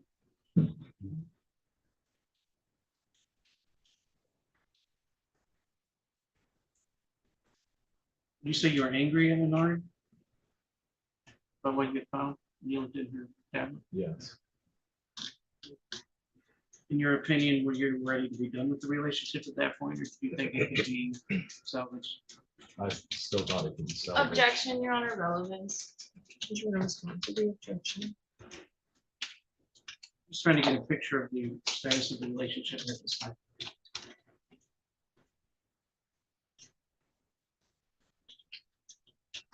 Repeat your question. Were you done with the relationship, or did you see it going forward?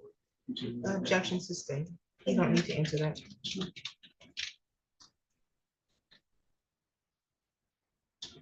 How long have you lived in at the same address? Since May of 2023. So Said 2023. that's correct. So, I think you said earlier that the relationship started in 2024. I thought you said how long did I lived at the other Oh, I place. meant you and Honori both living at the same, yes. Yeah, she had lived there since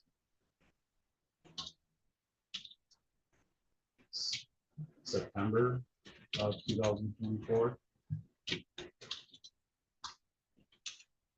You lived together at any point before you were in a relationship? Yes.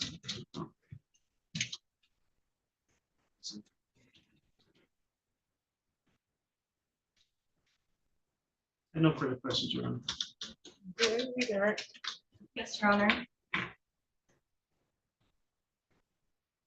When Inari arrived home, was she intoxicated? I can't know for sure, but she I'm appeared. going to object, Your Honor, that I believe the call for speculation. Your Honor, I don't believe it would be speculative. I think he can testify as to her demeanor and what he saw, and if that is I agree. indicative of intoxication. Objections overruled. So do you believe that she was intoxicated? It appeared that she was. Okay. And in the video, we heard her say, "I could have stabbed you." How did that make you feel? I was pretty scared. Okay. Why were you scared? Because I believe that she was capable of doing that. Okay. And why? Why did you believe she was capable of doing that? Well, she had made comments to me about stabbing somebody in her previous relationship, and also holding a pair of shears to another person's throat in a different relationship that she was in. And this statement that she made, this was after she had hit you? That's correct. Okay. No further questions. Any questions from the jury for this witness? You can be excused, Mr. Dinsmore. I do need to advise you that there is a sequestration order. So that means you're not allowed to discuss any portions of your testimony with any other witness, okay? Okay. Thank you. You can be excused. You can call your next witness. Yes, Your Honor. At this time, the people would like to call Officer Sydney Barger. But it's very possible she gets in here and pronounces her name completely different.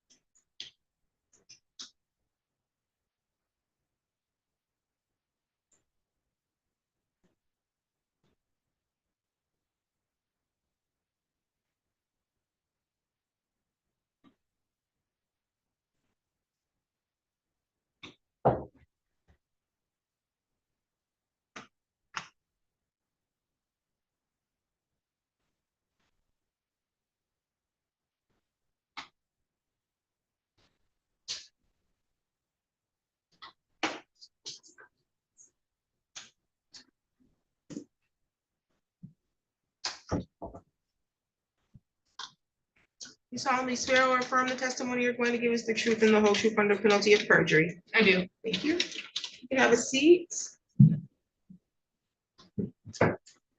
State your first and last name and then spell bold. Sydney Farrager, SYDNEY FARAGHER. Proceed. Good afternoon, Officer Farrager. Thank you for being here. Can you tell us what you do for work? I'm a police officer for Billings and Police Department, And how long have you worked in the LPD? approximately a year and a half. Okay. And were you working on February 9th of 2025? Yes, And do you recall being dispatched to 1401 Roselawn? yes. Can you tell me what happened when you arrived? I arrived, my other officer was already on scene speaking with the victim, Joshua. Okay. And did you interact at all with the defendant? I did. Okay, can you tell me a little bit about the defendant's demeanor? A little shaken up and kind of stressed out about what was going on.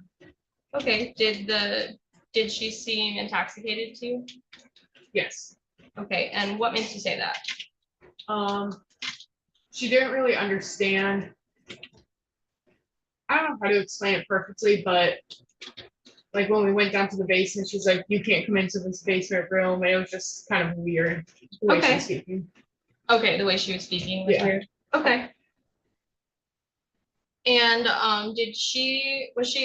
was she willingly participating in your investigation? No. And how so? Well, first she was, like I said, she was like, "You can't come into this basement and talk to me," even though the other male had already given us permission to talk with her. She didn't really want to provide a statement. Okay. And did she walk away from police officers at all, or? Yes, when we told her she was under arrest, she took a few steps back from us. We had to tell her to stop so we could place her in cuffs. Okay.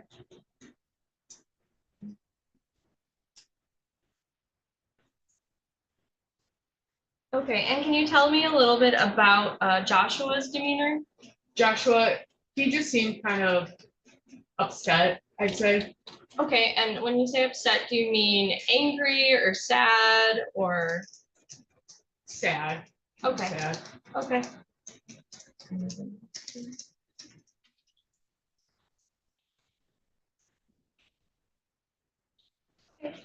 And did you do any other investigation? Anything further? I only took photographs of Joshua. Okay. No further questions. Prosecutor. Officer Farrager, did you speak with Joshua Densmore at all? I was not directly speaking with him. You spoke with Miss Ramos-Washington, Nari. Me and my partner did. you observe any injuries or any sign of physical damage on Ari? I did not.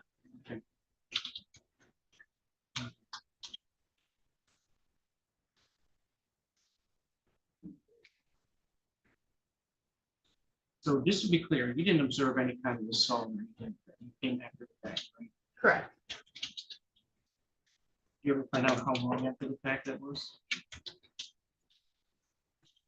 Or to rephrase it a different way, do you remember when you were dispatched? Approximately 10:45-ish, I'd say. And by the time we got there, then a 5 to 10 minute delay. So a little before 11, I guess. Yes,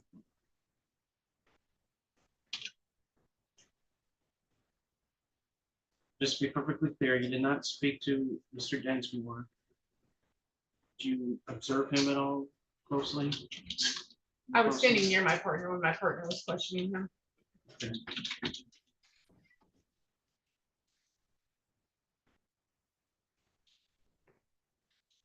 What went into your decision to place an argument with this?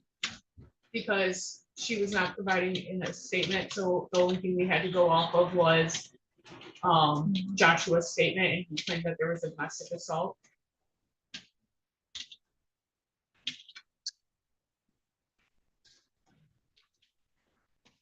You were really clear, the only evidence that your decision was really based on was his statement. His statement in the video he had, Did see the video. I heard it. In other words, he had it ready to show to officers. Yes. No further questions, sir. Redirect. Yes, Your Honor. Officer Farrier, did I say that properly this time? Yes. Okay. Do you respond to a lot of domestic violence calls? Yes. And what are some reasons that victims wait to call the police? Either fear of the accused, other things going on, that they have kids and they're worried that what are they gonna do with their kids if they're taken, other things like that. Okay. No further questions. Any questions from the jury? Please witness. Thank you, officer. You may be excused. Thank you. We're asked at this time around. Take a brief recess so that I can handle some other matters unrelated to this case. You're not free to deliberate or discuss any of the testimony at this time. All right, all rise for the jury. You can be excused.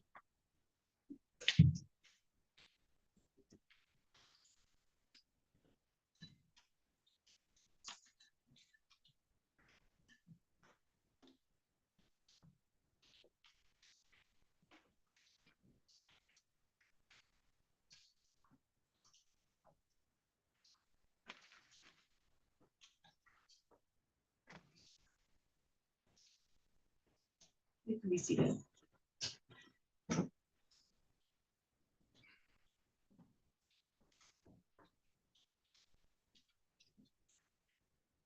We're off the record on that. If you all need to shake or something, I'm gonna do these probation violations. Ms. Blundell, if you can start your video. Did it start? I'm sorry, give me one moment. Start your video. The host has disabled it.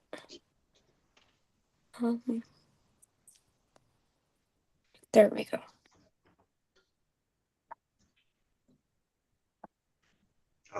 Ms. Sutter, are you there? I am. Are Your you Honor. disabled with? Yes, you did. Thank you. Okay, there we go. All right, on the record in the matter of the state of Michigan versus Cadence Blundell, file number is 24-02054. Counsel, can I have your appearance? Good afternoon. Assistant Public Defender Lauren Sutter appearing today on behalf of Ms. Blundell. She joins us via Zoom. Good afternoon, Your Honor. Haley Fortuna Gill on behalf of the people. Okay, thank you. Ms. Blundell, you were scheduled today to have a hearing on a probation violation. Number one, we are in the middle of a jury trial, but the other more concerning issue is that I do have another request and summons for probation violation that you now need to be arraigned on. It says here that the allegations and the defendant committed the following technical probation violations. Well, violation to include, the defendant failed to refrain from alcohol per Coordinate Health Solutions on April 21st, 2025. There was a positive alcohol result yielding 247,446 nanogram per milliliter ETG and less than 104,000 nanogram per milliliter ETS. So you have the right to have a contested hearing on that violation, along with the hearing that, of the contested violation you were appearing for today. You have the right to be represented by your attorney and the right to have the prosecution and the probation department put forth evidence to establish that you violated your probation. Do you understand? Yes, You're Your Honor. right.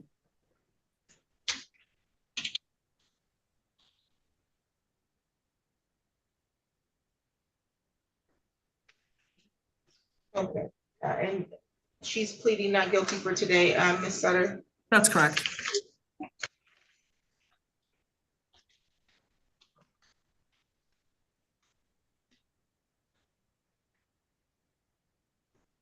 Okay, so this matter will be reset for June 16th at 1:30. June 16th at 1:30. And you must appear in person for that, okay? Yes, Your Honor.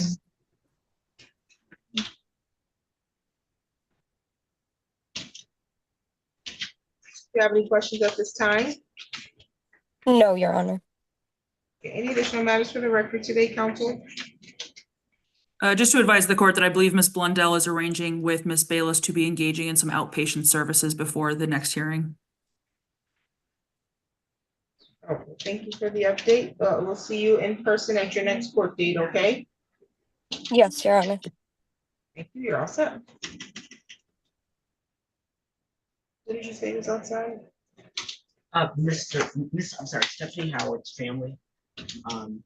They're just wondering if it was going to be reset or not. Stephanie Howard was scheduled for a hearing. She's Okay, are we having, do you know if people were gonna have a hearing on Howard at all? Or I didn't were you have able a- to speak? Or were you I unable to speak? don't, I don't have Howard assigned to me. I apologize. I have Mr. Devliger. Oh. We did give Mr. Devliger a new date. You did. Okay. Would I be able to get that date from you? June 16th at 1:30. Thank you. No problem. And then Howard is what, downstairs? yes, Howard and Carl Knox, both. Okay, yeah, Howard. Howard has been assigned to Mr. Raleigh, so I'll be honest, I didn't reach out to them. Oh, okay, sounds good. Okay, well then that makes it easier because I think that will take care of everything we needed you here for. I believe so. Just Blundell and Devliger were mine. Okay, thank you so much. Thank you, Your Honor. Have a good one. Same to you. Thank you.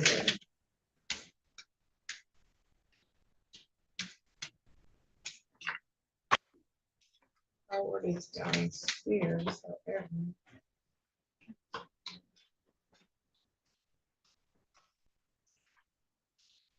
We can bring him up a little later. If he's not feeling it. And then Knox is supposed to appear, is he in custody? He is downstairs. Okay. We can deal with that when the jury is deliberating. Okay. We can have Mr. Raleigh and his client return.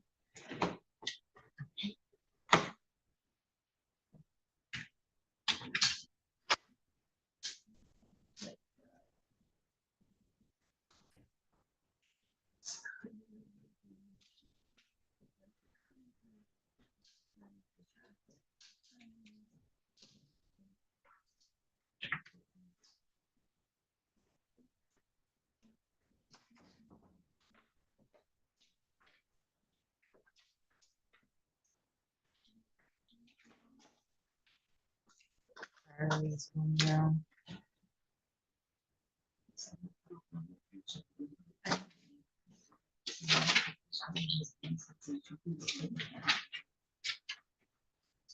Okay, we're back on the record in the matter against Anari Ramos-Washington. The people have rested. Is the defense intending to call witnesses today? Yes, I'll be calling my client. Okay, would you want to voir dire your client before we call the jury back?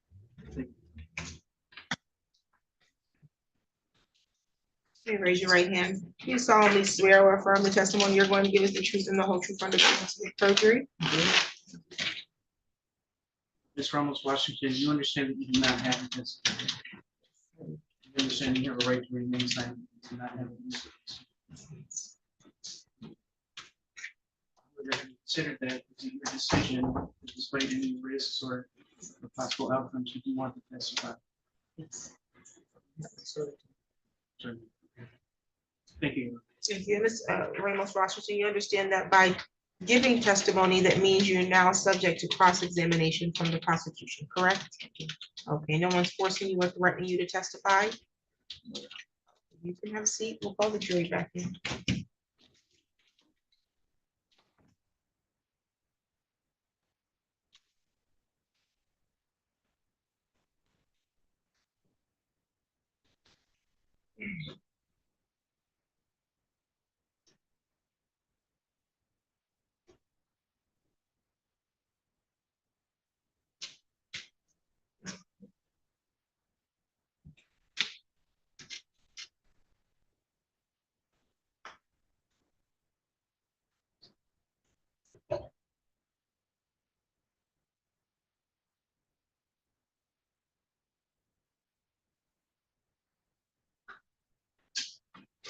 All rise to the jury.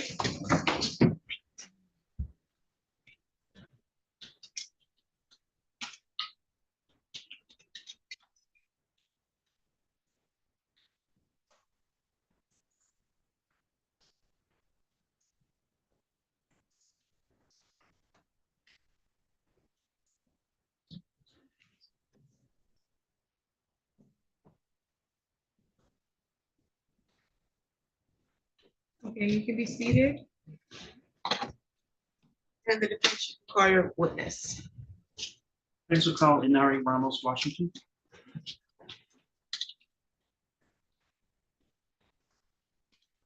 You've already been sworn in. You can have a seat. Counsel, you can proceed.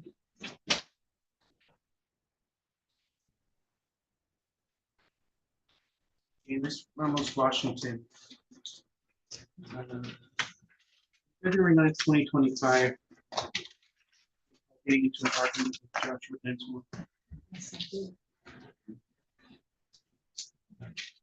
This is actually occasional from having been out with friends.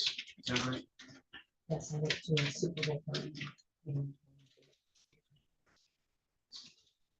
This was the day of the Super Bowl. Yes. This argument started.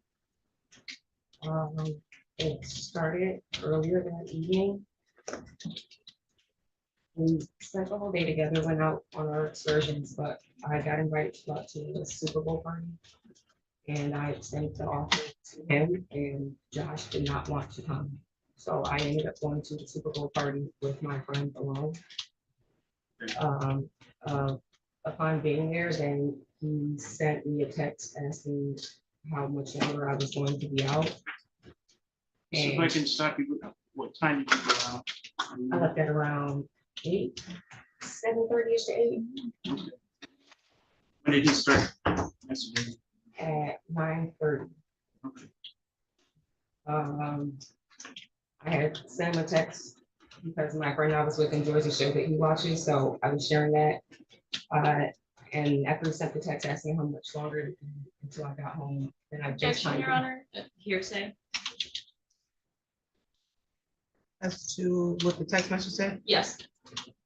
I still have text documents as well. Ma'am, I have to deal with the to be an offer for the truth of the matter asserted. Is it being, it's not being offered for the truth of the matter asserted. Objections overruled. Thank you. In other words, you had been communicating remotely and then it's some sort of term negative, right? Yes. Well, not until I got home, actually. I thought everything was okay until I got home, I see. and then it apparently wasn't. So your parent wasn't, how did that become clear? Upon me walking to my previous home, the first thing he greeted me with was, "Did you have a fun time? Did you have fun, Francis?" Objection, Your Honor, hearsay. Did you want to respond to the Your Honor, objection? it's not speaking to the truth of the matter asserted. Objections overruled. Thank you. You say that he had an argumentative tone, it was not a friendly conversation. He had already had the evidence of going through the iPad and wanted to question me as soon as I came home. You mentioned that he found evidence that you've been talking to other guys. Yes, That was what you were talking that's what about. he claimed, yes. I see. Is this the first time you had argued about that sort of thing? That aggressive verbal altercation, yes, but 2 days prior, he had texted me accusing me of cheating with my coworker. Okay. So in other words, it was an ongoing issue, at least for the last few days. Apparently for him, yes.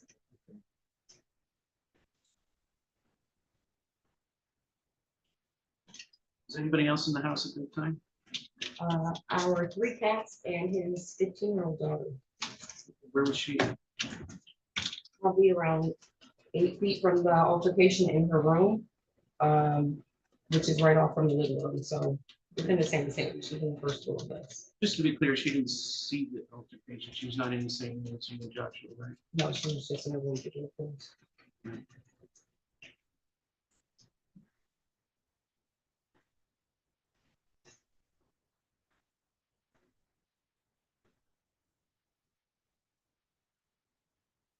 At some point,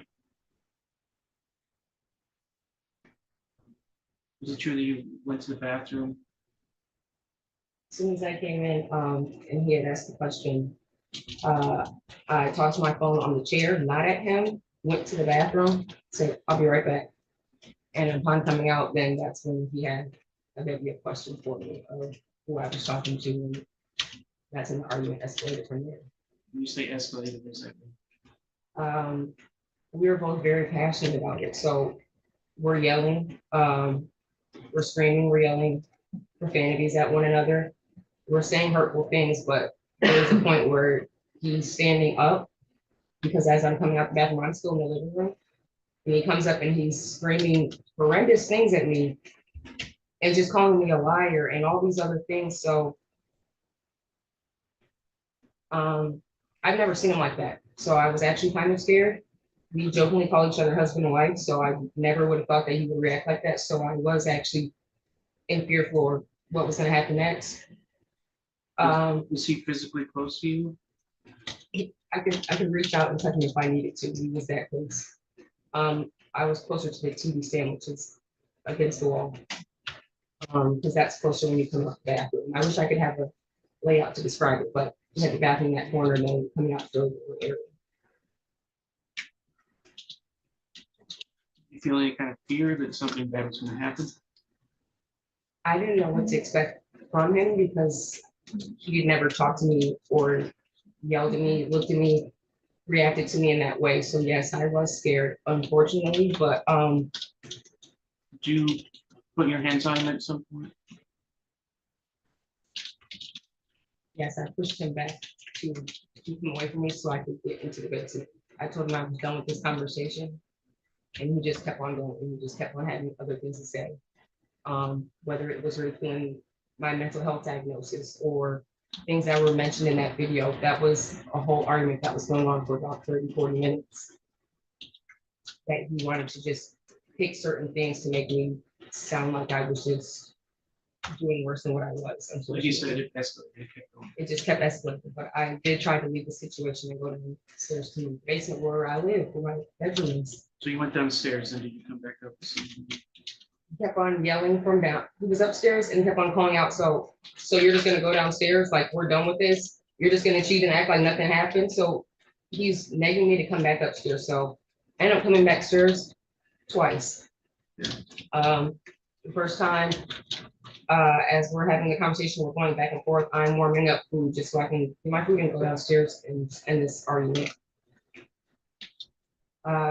At that time, he is asking questions that don't make sense because for him to say, what would warrant you to hit me. When So previous to that video, I said just to I, be clear, talking about that video where he asked yes. something about slap, why did you slap me? What was slapping me about? I think your response was, I could have stabbed you. What do you mean by that? So Josh got me a knife for Christmas. Before I went out to the bar, he said, make sure you're safe, make sure you got everything. And I literally had pulled it out and showed him. So when I got back, when my jacket and my phone were off, that was in my jacket on the table. So there was no access for me to have that. So yes, I was emotional when I said it and I shouldn't have responded like that. You brought it up because you knew you had a knife. He knew I had a knife, but in the fight or flight moment, you just don't know how you're going to react. So I feel like saying that it could have went worse the way that you had me cornered. So just trying to explain it away, but probably not in the best choice of words, unfortunately. Did you know you were being recorded at that time? No, I was in my own home having a discussion with my significant other. I didn't think I was being recorded. Like later in that video, the video is only a little more than a minute long, but at one point in the video, he asked you why you slapped him. You said something about the way he's communicating. He was screaming at me, calling me names, accusing me of cheating. We had just experienced a miscarriage a few months prior, so it was insane to be accused of cheating when I live with him. He has my location, everything. He's so intertwined in my life that I was offended at the accusation. So yes, I was offended with the way he was talking, and I found that disrespectful to accuse me of cheating. We had so much life together.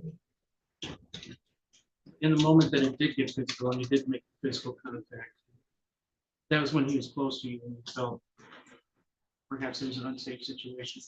Objection, leading. I can rephrase it. Objection sustained. At that time that it became physical, did you feel unsafe?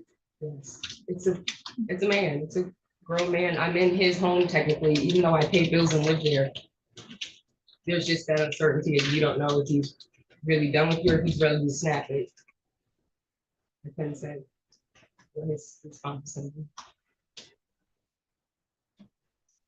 Did he say anything about calling the police or that the police were on the way?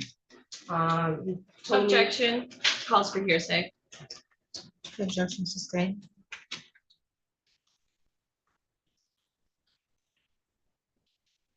Say anything about calling the police? I did actually. In the midst of the verbal altercation, I threw out some insults and I'm pretty sure one hit a soft spot. And then he said, I want you out, get the fuck out to me. And I said, I live here, you cannot kick me out. You will have to call the police to get me out of here. You have to evict me to get me out of here. This is my home. And of course, saying that you don't think it's actually gonna take it to this level. He mentioned something about you had previously threatened someone with a knife or scissors or something. Is that accurate? No, it's not accurate. Objection, Your Honor, relevant. He brought it up, it's relevant. Objection overruled. No, it's not accurate. So you never told him that you had done anything like that? No, he's known me since I was 19. So all the crazy shenanigans I've gone in through there, if I'm sharing a story, I've never been charged or assaulted any of my previous exes or anything. You say he's known you since you were 19. How old are you now, if you don't mind me asking? I'm 21. Okay, so about 10 years, you've been acquainted at least. Mhm. You say you were friends for a period of time before you were in a relationship? Yeah, he actually pursued me for the longest at 19. And then we started dating about a year ago.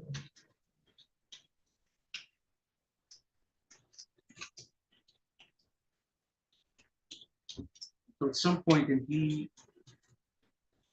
were in the basement, correct? After the argument kind of cooled down, Yes, sir. when did you find out that the police were there? Or how did you find out? Well, I usually have headphones on all the time, which makes it even scarier, but I heard these loud thumps. And then I heard someone calling my name. You say And someone calling you, someone you didn't know. it was a deeper voice, so it wasn't him, and I knew at that point that it was the police.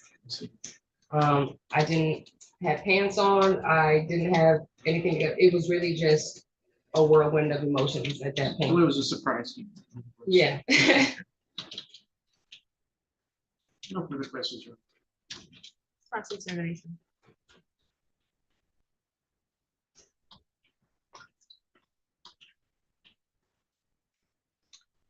So February 9th, you went out to a Super Bowl party, correct? And Is that a Josh, yes? sorry, Your Honor. And Josh didn't want to come to that party, right? Correct. And that irritated you, didn't it? Yeah, And were you drinking at the Super Bowl party? I did. And Josh was accused you of cheating on the 9th, is that right? You did it, consider cheating. Okay. And he went through your iPad, correct? Correct. And that irritated you, right? Not so much irritate, more so a violation of our relationship, trust and privacy. So that upset you, right? Sure. And so when you arrived home, you hit him, isn't that correct? Mhm. Okay. And on that video, you even said that you could have stabbed him. Is that right? In that video, I did say that, yes, And in that video, you never state that you were scared of him. Is that correct? I never see it in the video. Okay. But in the video, you did state that you were irritated with him. Is that right? Sure, I think I did state that in the video. As we stated, I did have a few drinks, so if my work choice got mixed up, saying irritated, frustrated, overwhelmed, over sensory, like sensory overload. We're one in the same for acronym for me, so I could see where it could be misconstrued as anger. And you went as far to say I was irritated, so I hit you. Is that correct?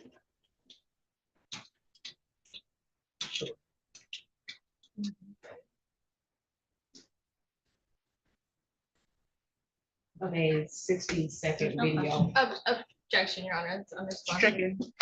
There's no question.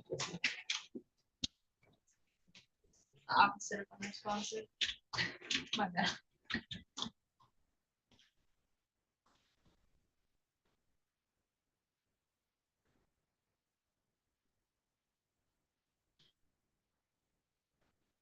No further questions, Your Honor. Redirect. Nori, you said that you did have some drinks that night, right? You remember how much? Is that a yes? Yes. Sorry, you did have to Yes. say out loud, yes. Sorry, yes. You remember how much you had to drink? When I first got there, I had a Long Island. And about an hour in, after ordering the chili fries, I had a beer. 2 drinks total. Yes, sir. Is that, unusual amount for you, or is that? To do 2 separate drinks is a little unusual, but it was Super Bowl night, so, but no, drinking isn't too out of the ordinary. Did you feel that you were very intoxicated by that? Mm, To be clear, you were out for about, what, 3 hours total, and you had 2 drinks and some food. mhm. Yes, sir. So you don't feel like you were out of control or anything like that? No. Josh has interacted with me in previous circumstances like that, so he knows exactly how I am when it comes to that. So he knows that I was not drunk. No further questions. I have a question. Ms. Ramos. In the video that was played, you're heard saying that, or you're being asked, why did you slap him? But you mentioned pushing. Did you slap him too? I did not slap him. It was a push to the face, but the fact that he said, he meant to say, because the video before going on was me saying, I didn't slap you, I pushed you. And then he kept on changing the video to say, no, you slapped me. So that's what I'm saying, that 60-second video was taken out of context until he wore me down to be able to say, yeah, I hit you because of this. To ask the same question over 15 times, I'm saying I didn't hit you, it was a push. It was a push, I told you to back up, and please step away from me. I told you to get out of my face, and it was a push. So to turn the push into a slap is the part that's a little mind-boggling for me. Any questions from the jury? Any cross based on my question?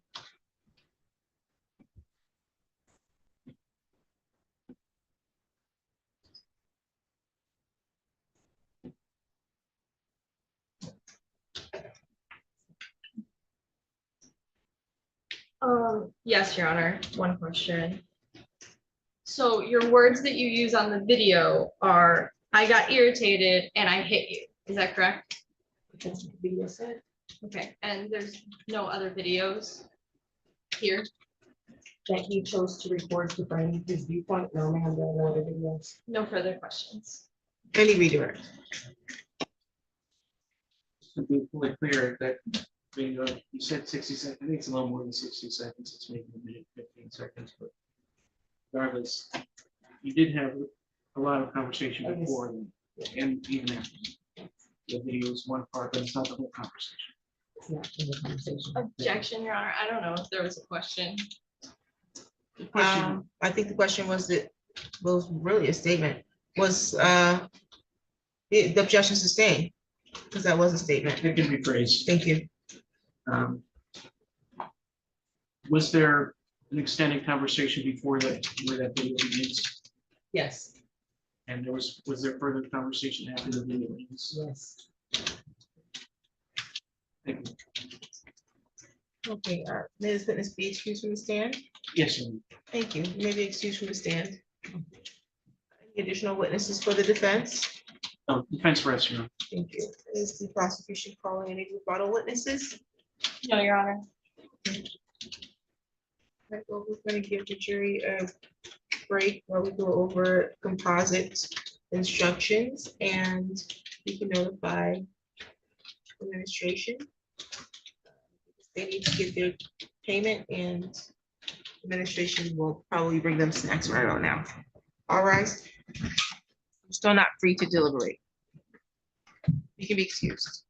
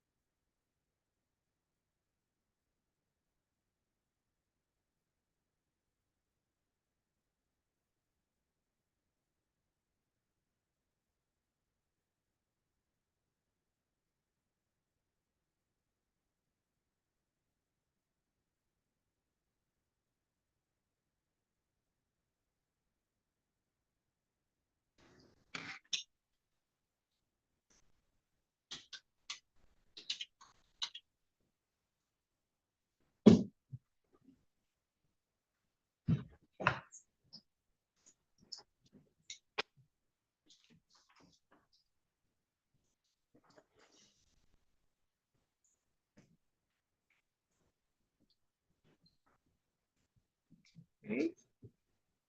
All right, you can be seated and we can proceed to closing argument.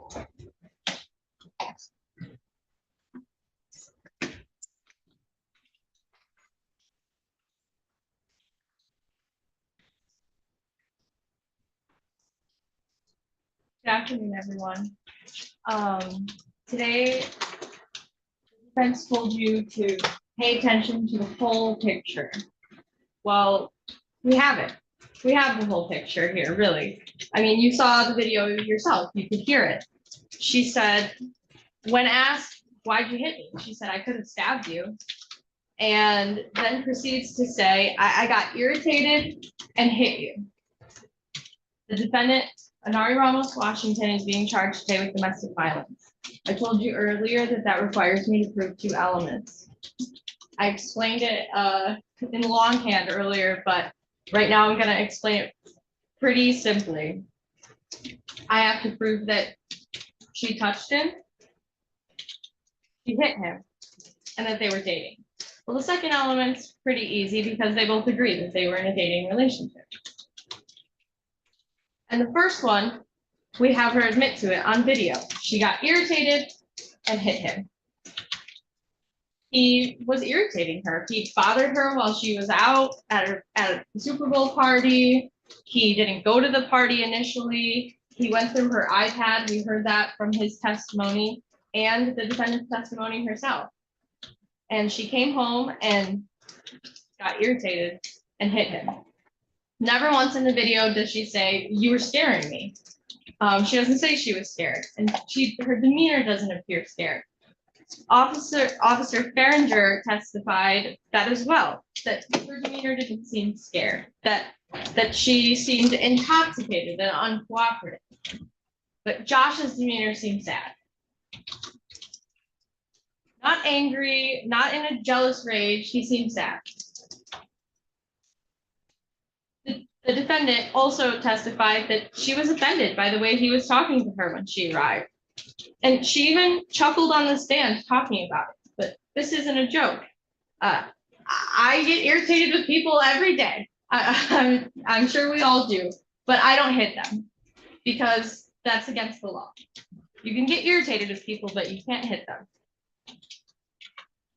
Further, Josh even waits and goes out to the car to call 911. He doesn't want to escalate the situation further. We heard that testimony today.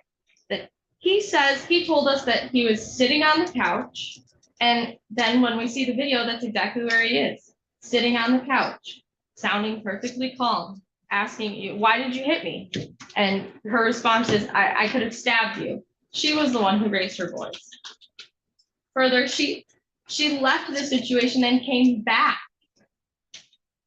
And additionally, even if Josh had yelled, that's not enough for self-defense. That's just because someone's yelling at you doesn't mean you get to hit them. Additionally, ladies and gentlemen of the jury, it's important to point out that it does not matter whether or not there was an injury to Josh. She got irritated and hit him. Now, we don't see photos of his face. He says there was some puffiness. We get that testimony from him. But even if there wasn't an injury, there could still be domestic violence here. I have nothing further at this time. We would ask, however, that you do find the defendant guilty of domestic violence. Thank you. Mr. Rowley.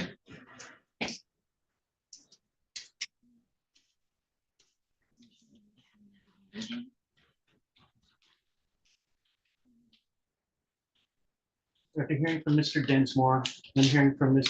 Ramos-Washington, we do have a pretty clear picture of what happened.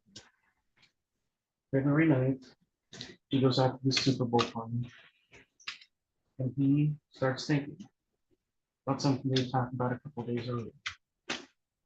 Maybe she was not being faithful, or at least not being truthful with him. So he starts snooping on her iPad, finds evidence that he feels confirms this. He waits till she gets home and confronts her.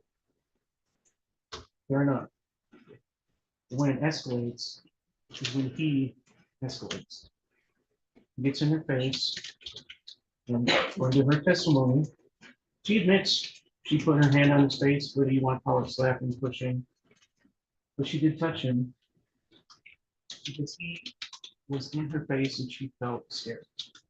Talking about a grown man acting in a way that she had never seen before. She didn't know what was going to happen. Later, we have this video, a little more than a minute. I don't think it's right to say 1 minute of video can tell the whole story of what happened that night. According to my client, there was a lot of talk before that and a lot of talk after. He kept pushing until she said what he wanted her to say. Yes, I slapped you. Yes, it could have been worse. Yes, I was irritated. Why did he go to the trouble of making that video before he called it 911 and asked for help? Because it wasn't a situation where he was scared and needed the police to save him. He needed to get her on video saying something that he could use. In fact, when the police got there, he had the video queued up and ready to go. What did he really want? He wanted her out of the house. How do you get somebody out of your house? Well, you go through an eviction process that could take a long time. Or you can say that they assaulted you. It'll be out that night. I don't think he was scared. I don't think he would have left his daughter alone in the house with her when he went outside to make a phone call if he thought she was dangerous. We got the whole story now. It's not at all what Mr. Densmore said. My client only did what she felt was necessary to protect herself and to get out of the seemingly dangerous situation that was just getting hotter and more dangerous as we went on. In fact, when she went down to the basement, I think we described as her room, he wouldn't let it go then. He kept pushing because, again, he wanted that video. He needed that piece that he could use against her. And it's clear that my client acted in self-defense. And someone acting in self-defense is not guilty of assault or domestic violence. And I ask you to find my client not guilty. Thank you. Any re-argument? Yes, Your Honor.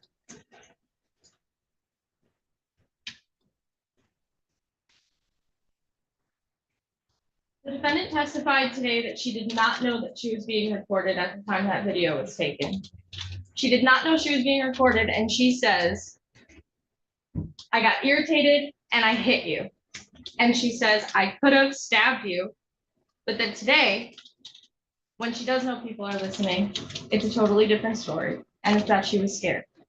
Never in that video did she say, you're scaring me. Stop pestering me. You know, she's approaching Josh. Josh is sitting on the couch, not in her face. His voice isn't raised. Josh hadn't drank anything that night. She had. Additionally, she had a knife. He knew that she carried a knife on her. He had given her the knife, I believe, was the defendant's testimony today.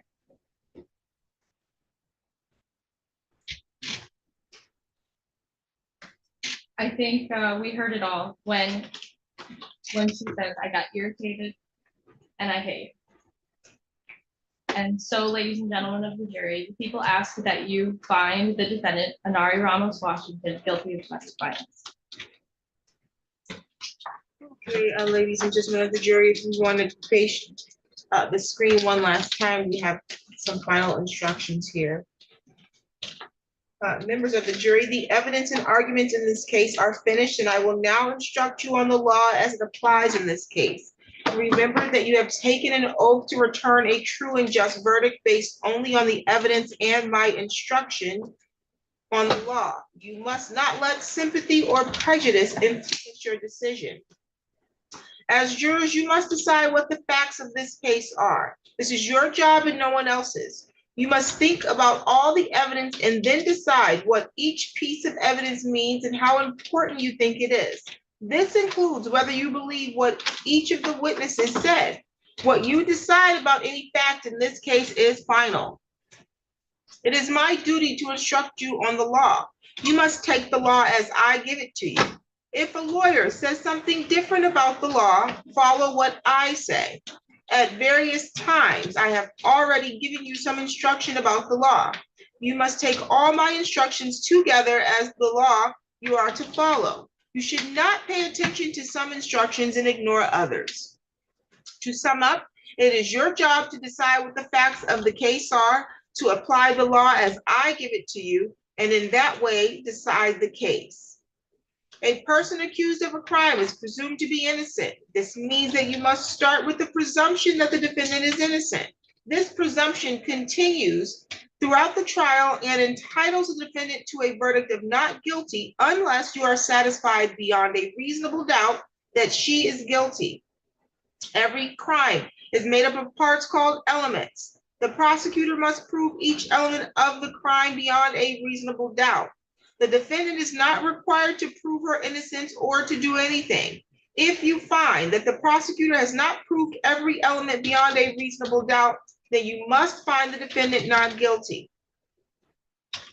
A reasonable doubt is a fair, honest doubt growing out of the evidence or lack of evidence. It is not merely an imaginary or possible doubt, but a doubt based on reason and common sense. A reasonable doubt is just that, a doubt that is reasonable. After a careful and considered examination of the facts and circumstances of this case. When you discuss the case and decide on your verdict, you may only consider the evidence that was properly admitted in this case. Therefore, it is important for you to understand what is evidence and what is not evidence. Evidence include only the sworn testimony of witnesses, the exhibits admitted into evidence, and anything else I have told you to consider as evidence. Many things are not evidence, and you must be careful not to consider them as such. The fact that the defendant is charged with a crime and is on trial is not evidence. The lawyer's statements and arguments are not evidence. They are only meant to help you understand the evidence in each side's legal theories. You should only accept things the lawyers say that are supported by the evidence or by your own common sense and general knowledge. The lawyer's questions to the witnesses and my question to the witnesses are also not evidence. You should consider these questions only as they give meaning to the witnesses' answers.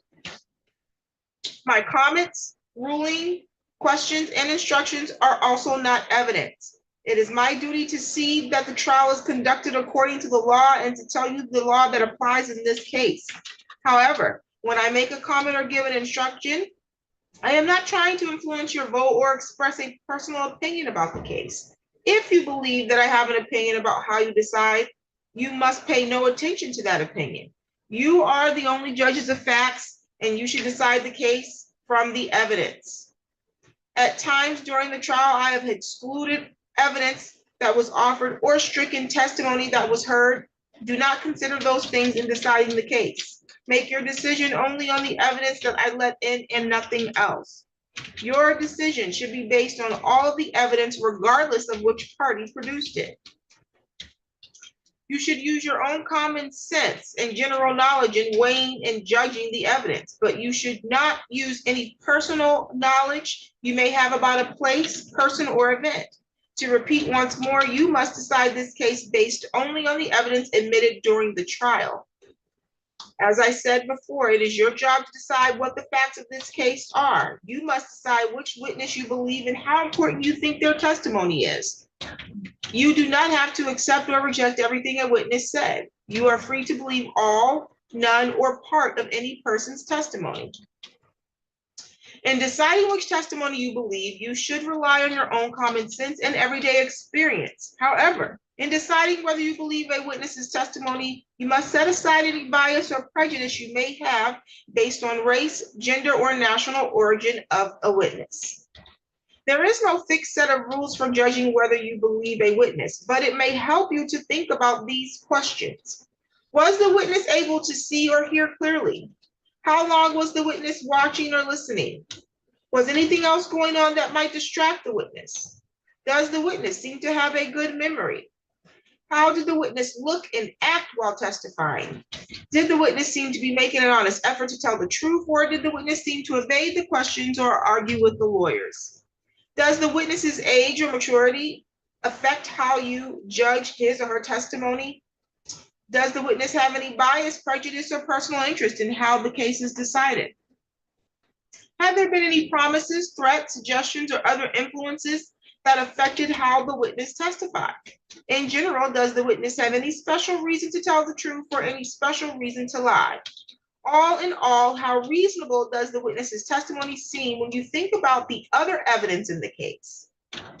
Sometimes the testimony of different witnesses will not agree, and you must decide which testimony you accept. You should think about whether the disagreement involves something important or not, or whether you think someone is lying or simply mistaken. People see and hear things differently, and witnesses may testify honestly, but simply be wrong about what they thought they saw or remembered. It is also a good idea to think about which testimony agrees best with the other evidence in the case.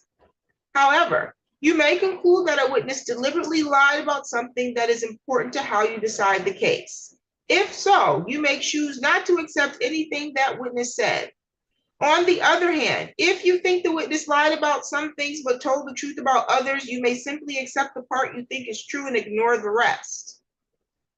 The prosecutor must prove beyond a reasonable doubt that the crime occurred on or about February 9, 2025 within the city of Lansing, Ingham County. When you go to the jury room, you may take a written copy of the jury instructions with you along with your notes. You should first choose a foreperson. The foreperson should see to it that your discussions are carried out in a businesslike way and that everyone has a fair chance to be heard. During your deliberations, please turn off your cell phones or other communication equipment until we recess. A verdict in a criminal case must be unanimous. In order to return a verdict, it is necessary that each of you agrees on that verdict. In the jury room, you will discuss the case among yourselves, but ultimately each of you will have to make up your own mind. Any verdict must represent the individual considered judgment of each juror. As you discuss the case, you should think about all my instructions together as the law you are to follow. It is your duty as jurors to talk to each other and to make every reasonable effort to reach an agreement. Express your opinions and the reasons for them, but keep an open mind as you listen to your fellow jurors. Rethink your opinions and do not hesitate to change your mind if you decide you were wrong. Try your best to work out your differences. However, although you should try to reach an agreement, none of you should give up your honest opinion about the case just because other jurors disagree with you or just for the sake of reaching a verdict. In the end, your vote must be your own and you must vote honestly and in good conscience. Possible penalties should not influence your decision. It is the duty of the judge to fix the penalty within the limits provided by law.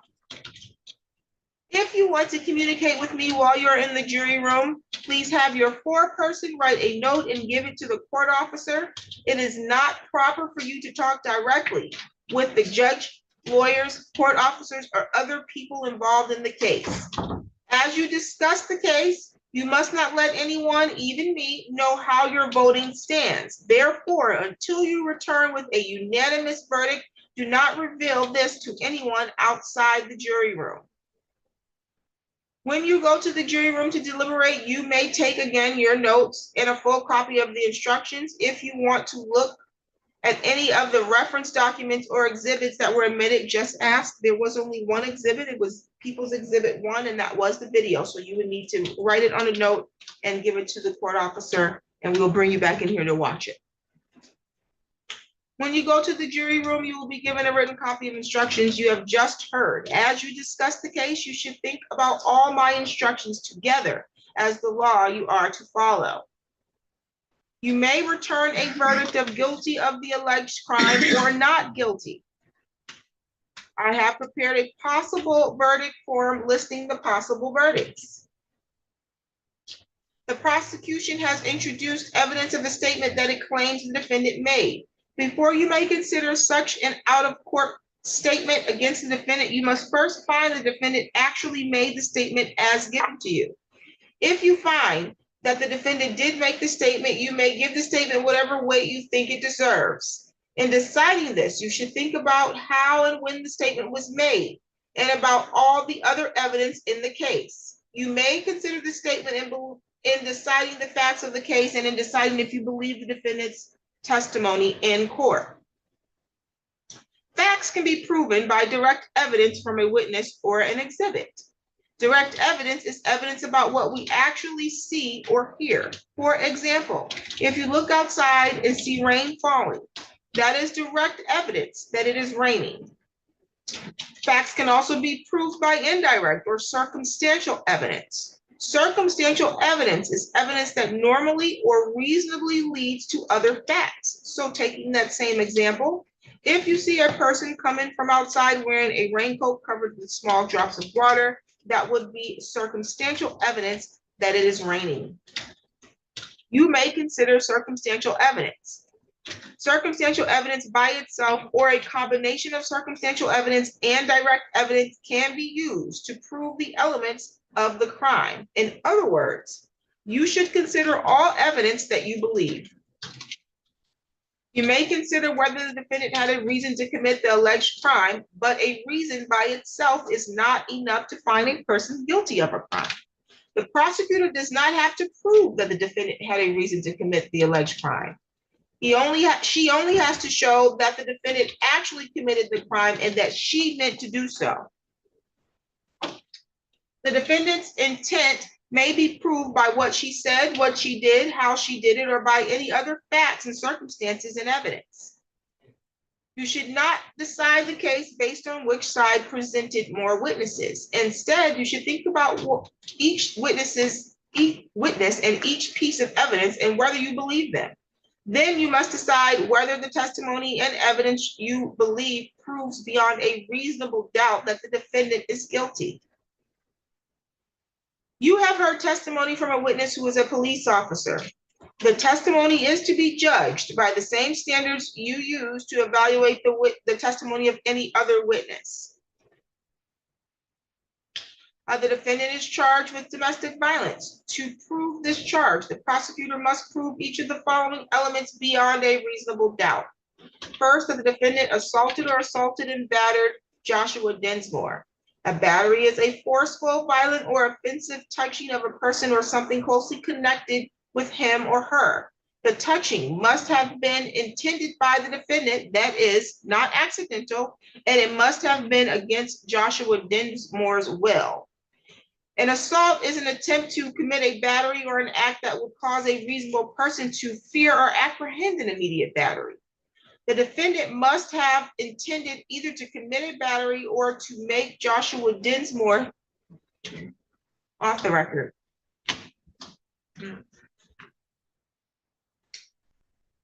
Her computer shut down. Her computer shut down. Her computer is shut down, so I have to go off the record.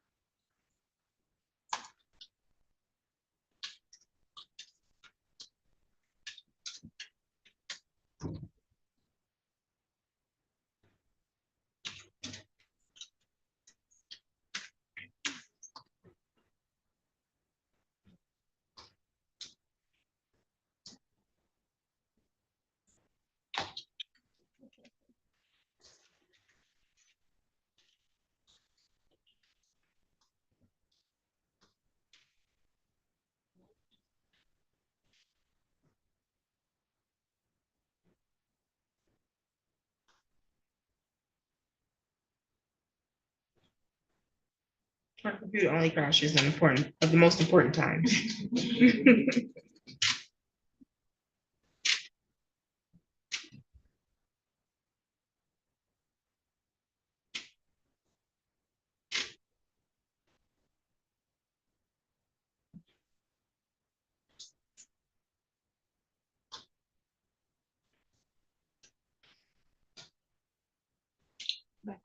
Thank you. Back on the record. Okay, again, the elements of the crime, because I can't remember where I dropped off.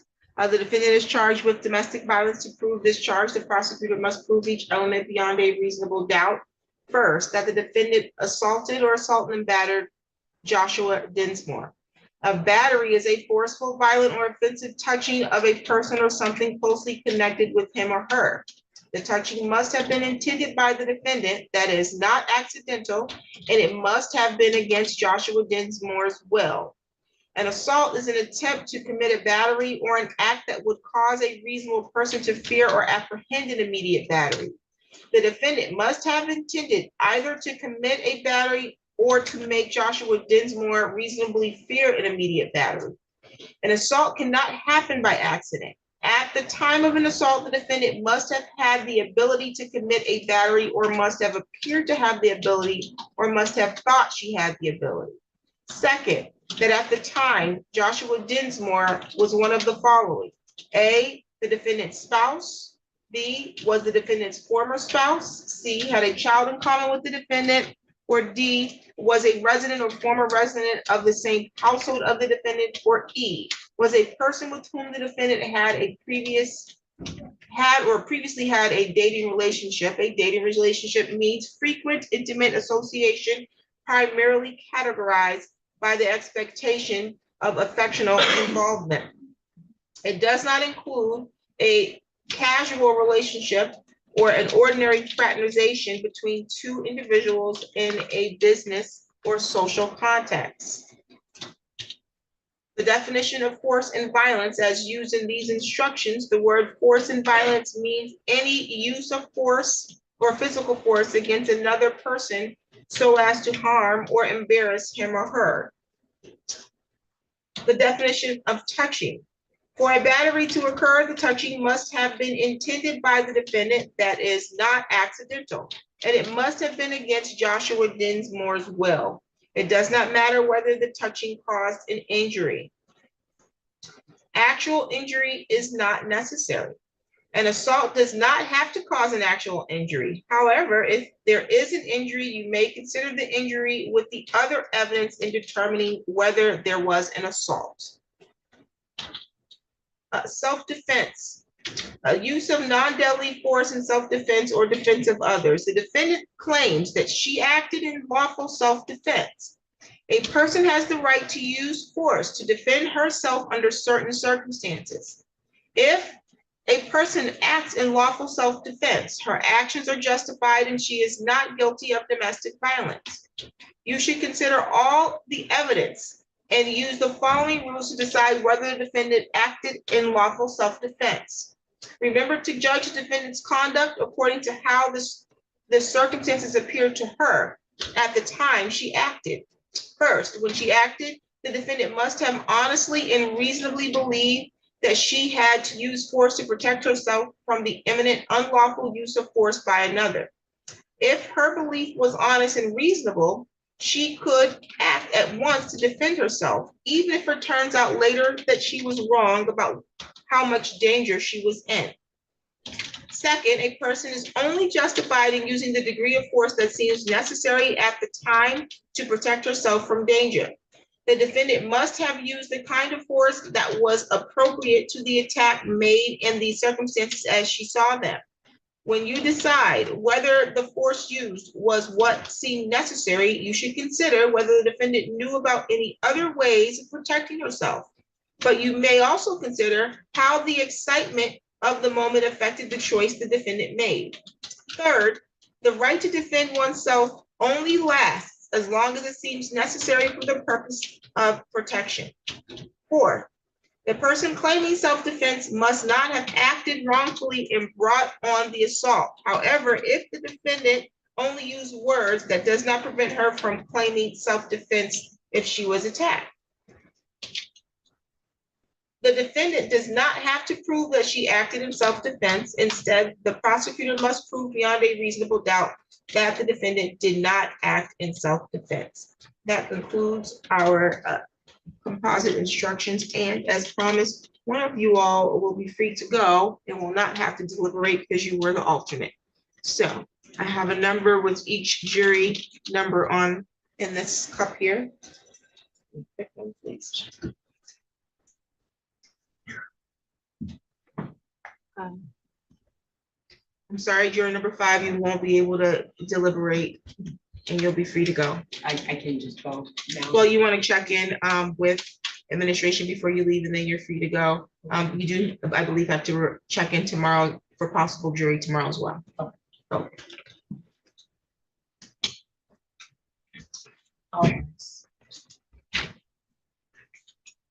Okay, and so you will be released now to deliberate. Again, you have to choose a 4th person before you deliberate. And if you have any questions, you will write, your 4th person will write a note, knock on the door, and someone will get the note from you. If you want to review any of the exhibit, you will do the same, put that on a note, knock on the door, and we will bring you in here to review the video again if necessary. Let me swear you in. Do you solemnly swear that you will, to the utmost of your ability, keep persons sworn as jurors on this trial from separating from each other, that you will not suffer any communication to be made to them or any of them orally or otherwise, except by the order of this court, so help you God? I do. Thank you.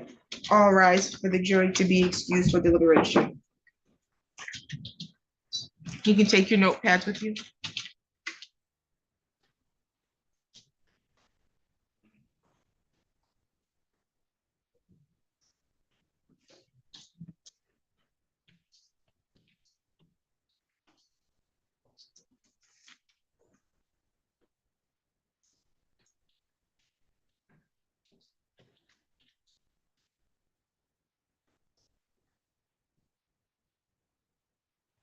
Okay, you can be seated. We're off the record on this matter, but we do have 2 probation matters. And I believe you're representing Stephanie Howard, is that correct? Yes, it's me. Okay, let me see if I can get someone to bring Stephanie Howard up.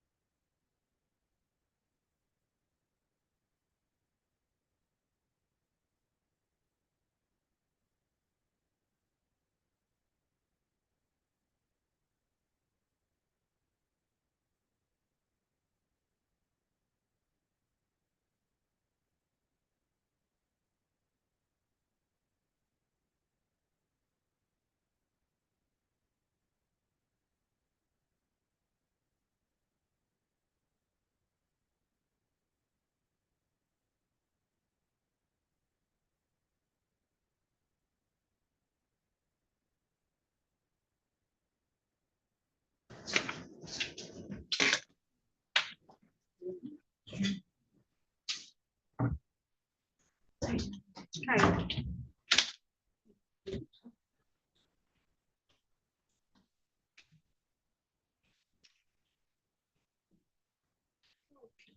The record in the matter of the state of Michigan versus Stephanie Ann Howard, 23-03163, appearance please. Good afternoon. Good afternoon, Your Honor. Haley Fortuna Gill on behalf of the people. Jacob Riley, on behalf of Ms. Howard. Okay, today was the date and the time that was scheduled for a hearing on a probation violation. The allegations that I have here.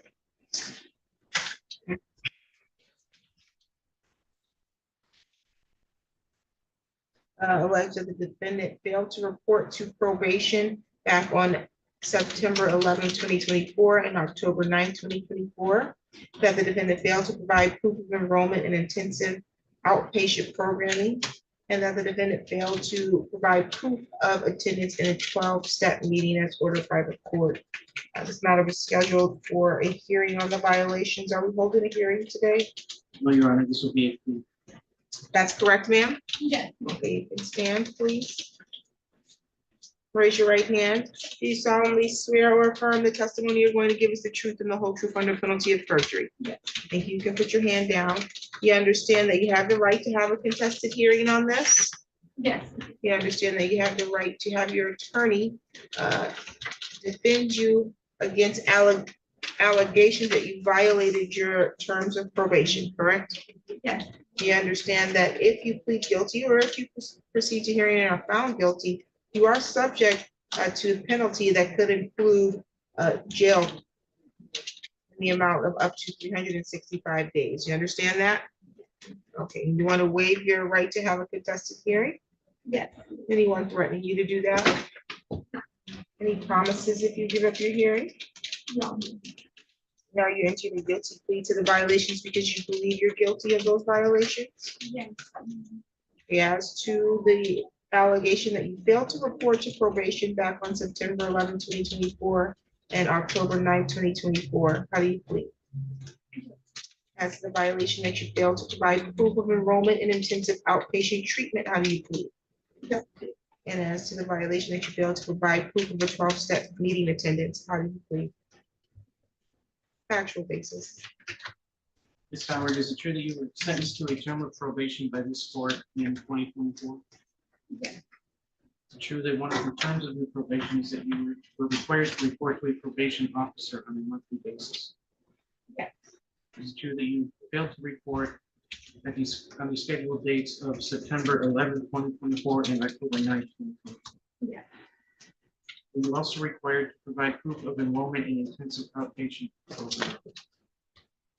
Yes. Is it true that you did not provide proof of enrollment to probation officer? Yes. Were you also required to provide proof of 12-step meeting attendance? Yes. Is it true that you did not provide that proof to the probation officer? Yes. Any questions from the prosecution? None, Your Honor. The court is satisfied with the factual basis as to the plea. I'll accept your plea if I to be voluntarily and intelligently made. The recommendation from your probation officer indicates that you never enrolled in any treatment. You never enrolled in any program, and that jail is highly suggested and to terminate the probation status. Defendant never started probation. Defendant read orders and then failed to report afterwards. You can make or address bond, I'm sorry, address sentencing. I think Ms. Howard would certainly admit that she has not done well on probation, and that perhaps she's not a good fit for probation. To be perfectly frank. At this point, she's willing to accept the consequences. I leave sentencing at the court's discretion. Is she being held with something else? She is being held on a child support matter. She has an outdate of May 29th.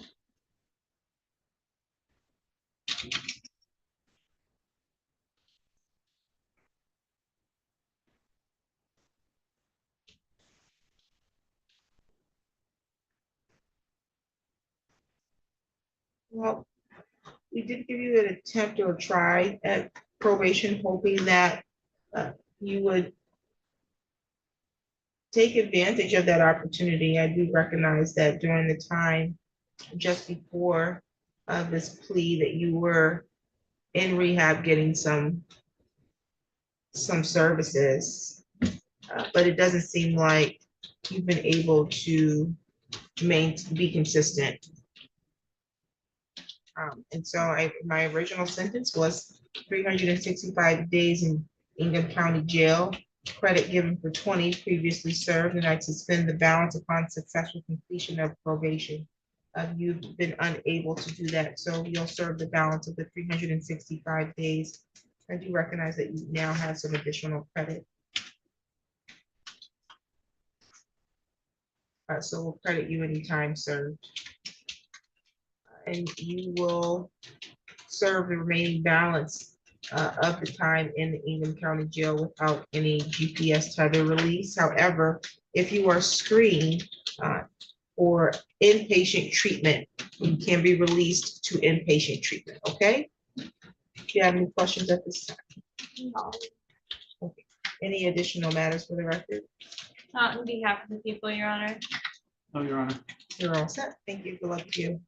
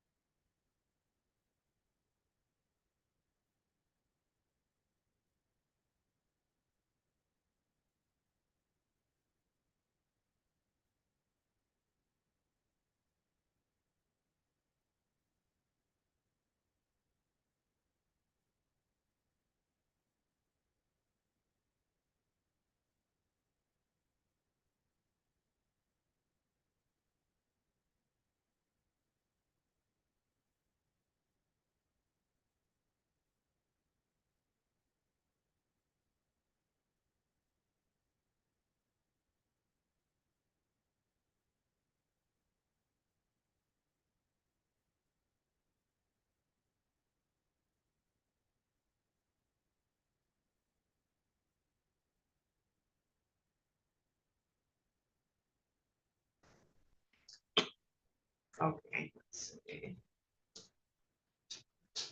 We'll add you here and see if you co-host too.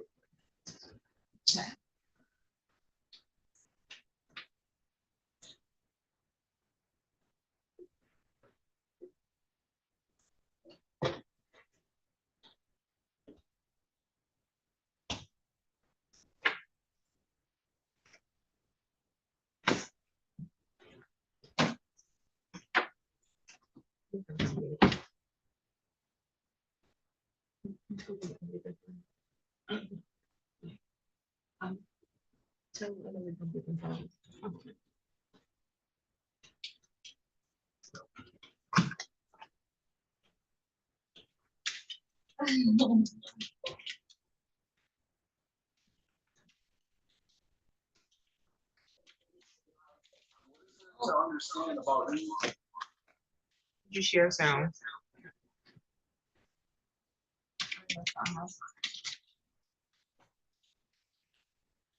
Then we can reset now. Reset that. I think so. You did. Yes. Slapping. Delusion and denial this whole time. What is there to understand about you slapping me in the face? I could have stabbed you. And what would warrant I you you stop stabbing it me or hitting me? because that's playing and we, are you muted? Yes. Okay. It should not activate out of your device. Okay. Okay, rewind it.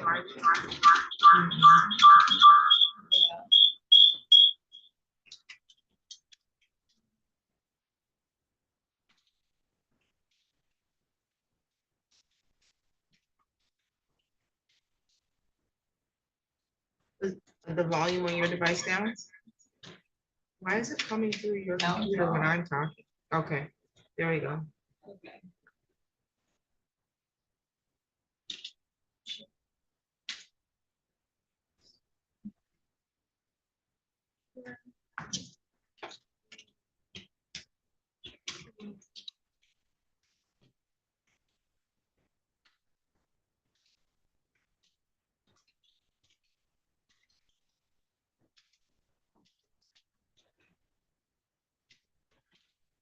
So bizarre, it worked perfectly earlier. Mhm.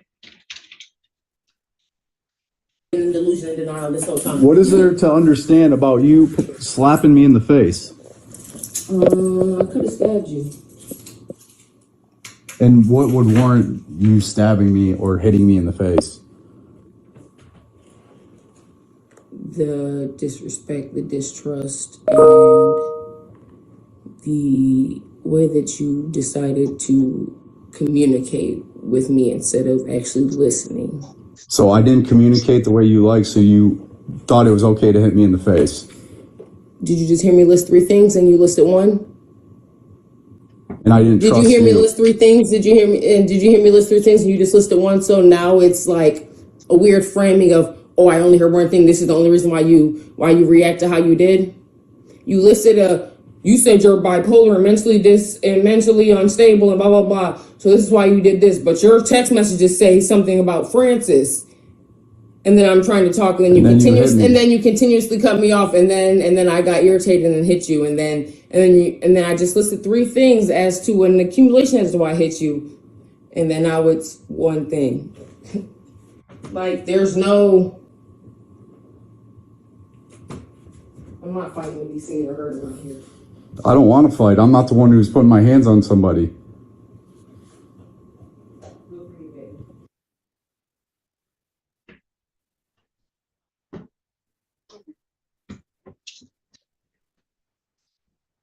Maybe excuse me.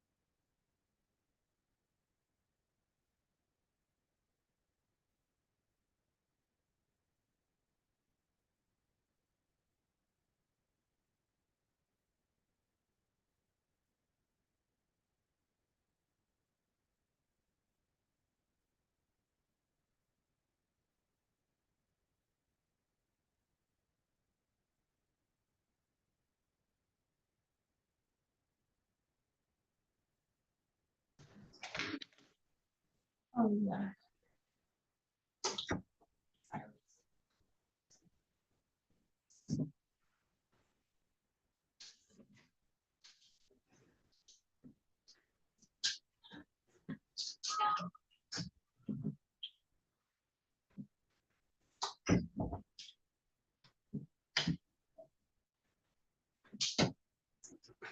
All right, jury.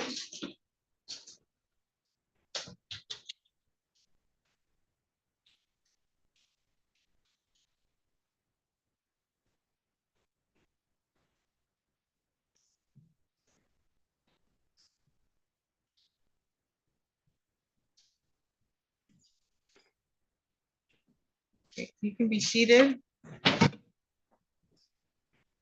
My understanding is that you have a verdict. Who is the foreperson? Okay, you can read the verdict.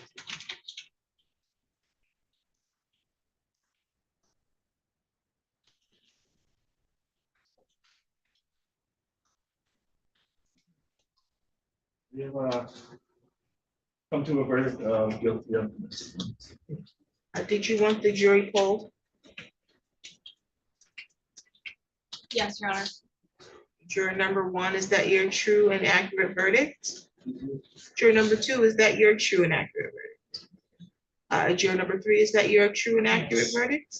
Juror number four, is that your true and accurate verdict? Juror number six, is that your true and accurate verdict?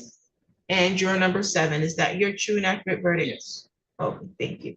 I want to thank each and every one of you for appearing today and for being attentive and for going through the evidence and providing an opportunity for justice to take its course here in the courtroom. I apologize for the accommodations and how warm it is here, but better days are coming. So you are released today from the service. However, you are still on jury duty. You may have to report tomorrow, but you'll dial the number tomorrow to find out if you need to appear. Thank you again for your service. You can be released.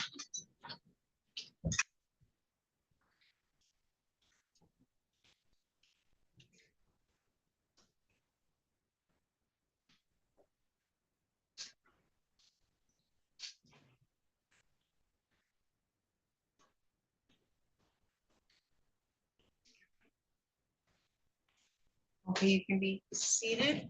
We do have a conviction by way of jury trial, and this matter will be scheduled for sentencing July 14th.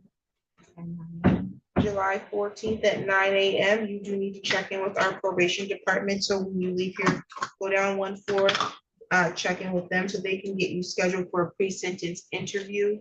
And they'll advise of a recommendation as how they believe you should be sentenced, okay?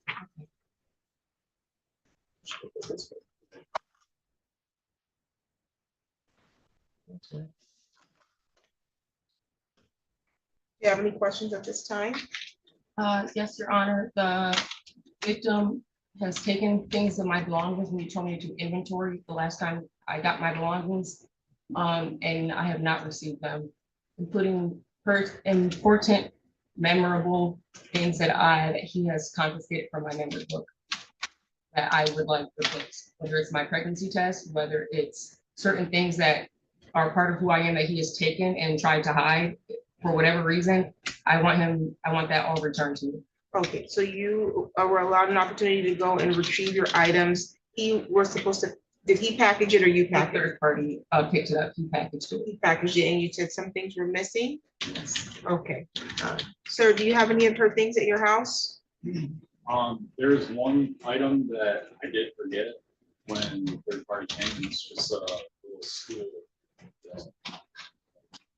Okay, so you don't have any other items that belong to her in your possession other than the stool? Okay, ma'am, you would have to pursue any lost items civilly, okay? Yes, ma'am, I can do that. Okay. Any additional matters for today's record? Nothing on behalf of the people, Your Honor. No, Your Honor. Thank you. We're gonna get you downstairs to meet with probation, okay? Thank you so much. Can I just get that sentencing date again? I'm sorry. Your July Honor. 14th at 9 a.m. Thank you. Yolanda, can you take her down to probation? This one. She's moving quite quickly, so you might want to get behind her. Oh, yeah. Oh, they came and got it.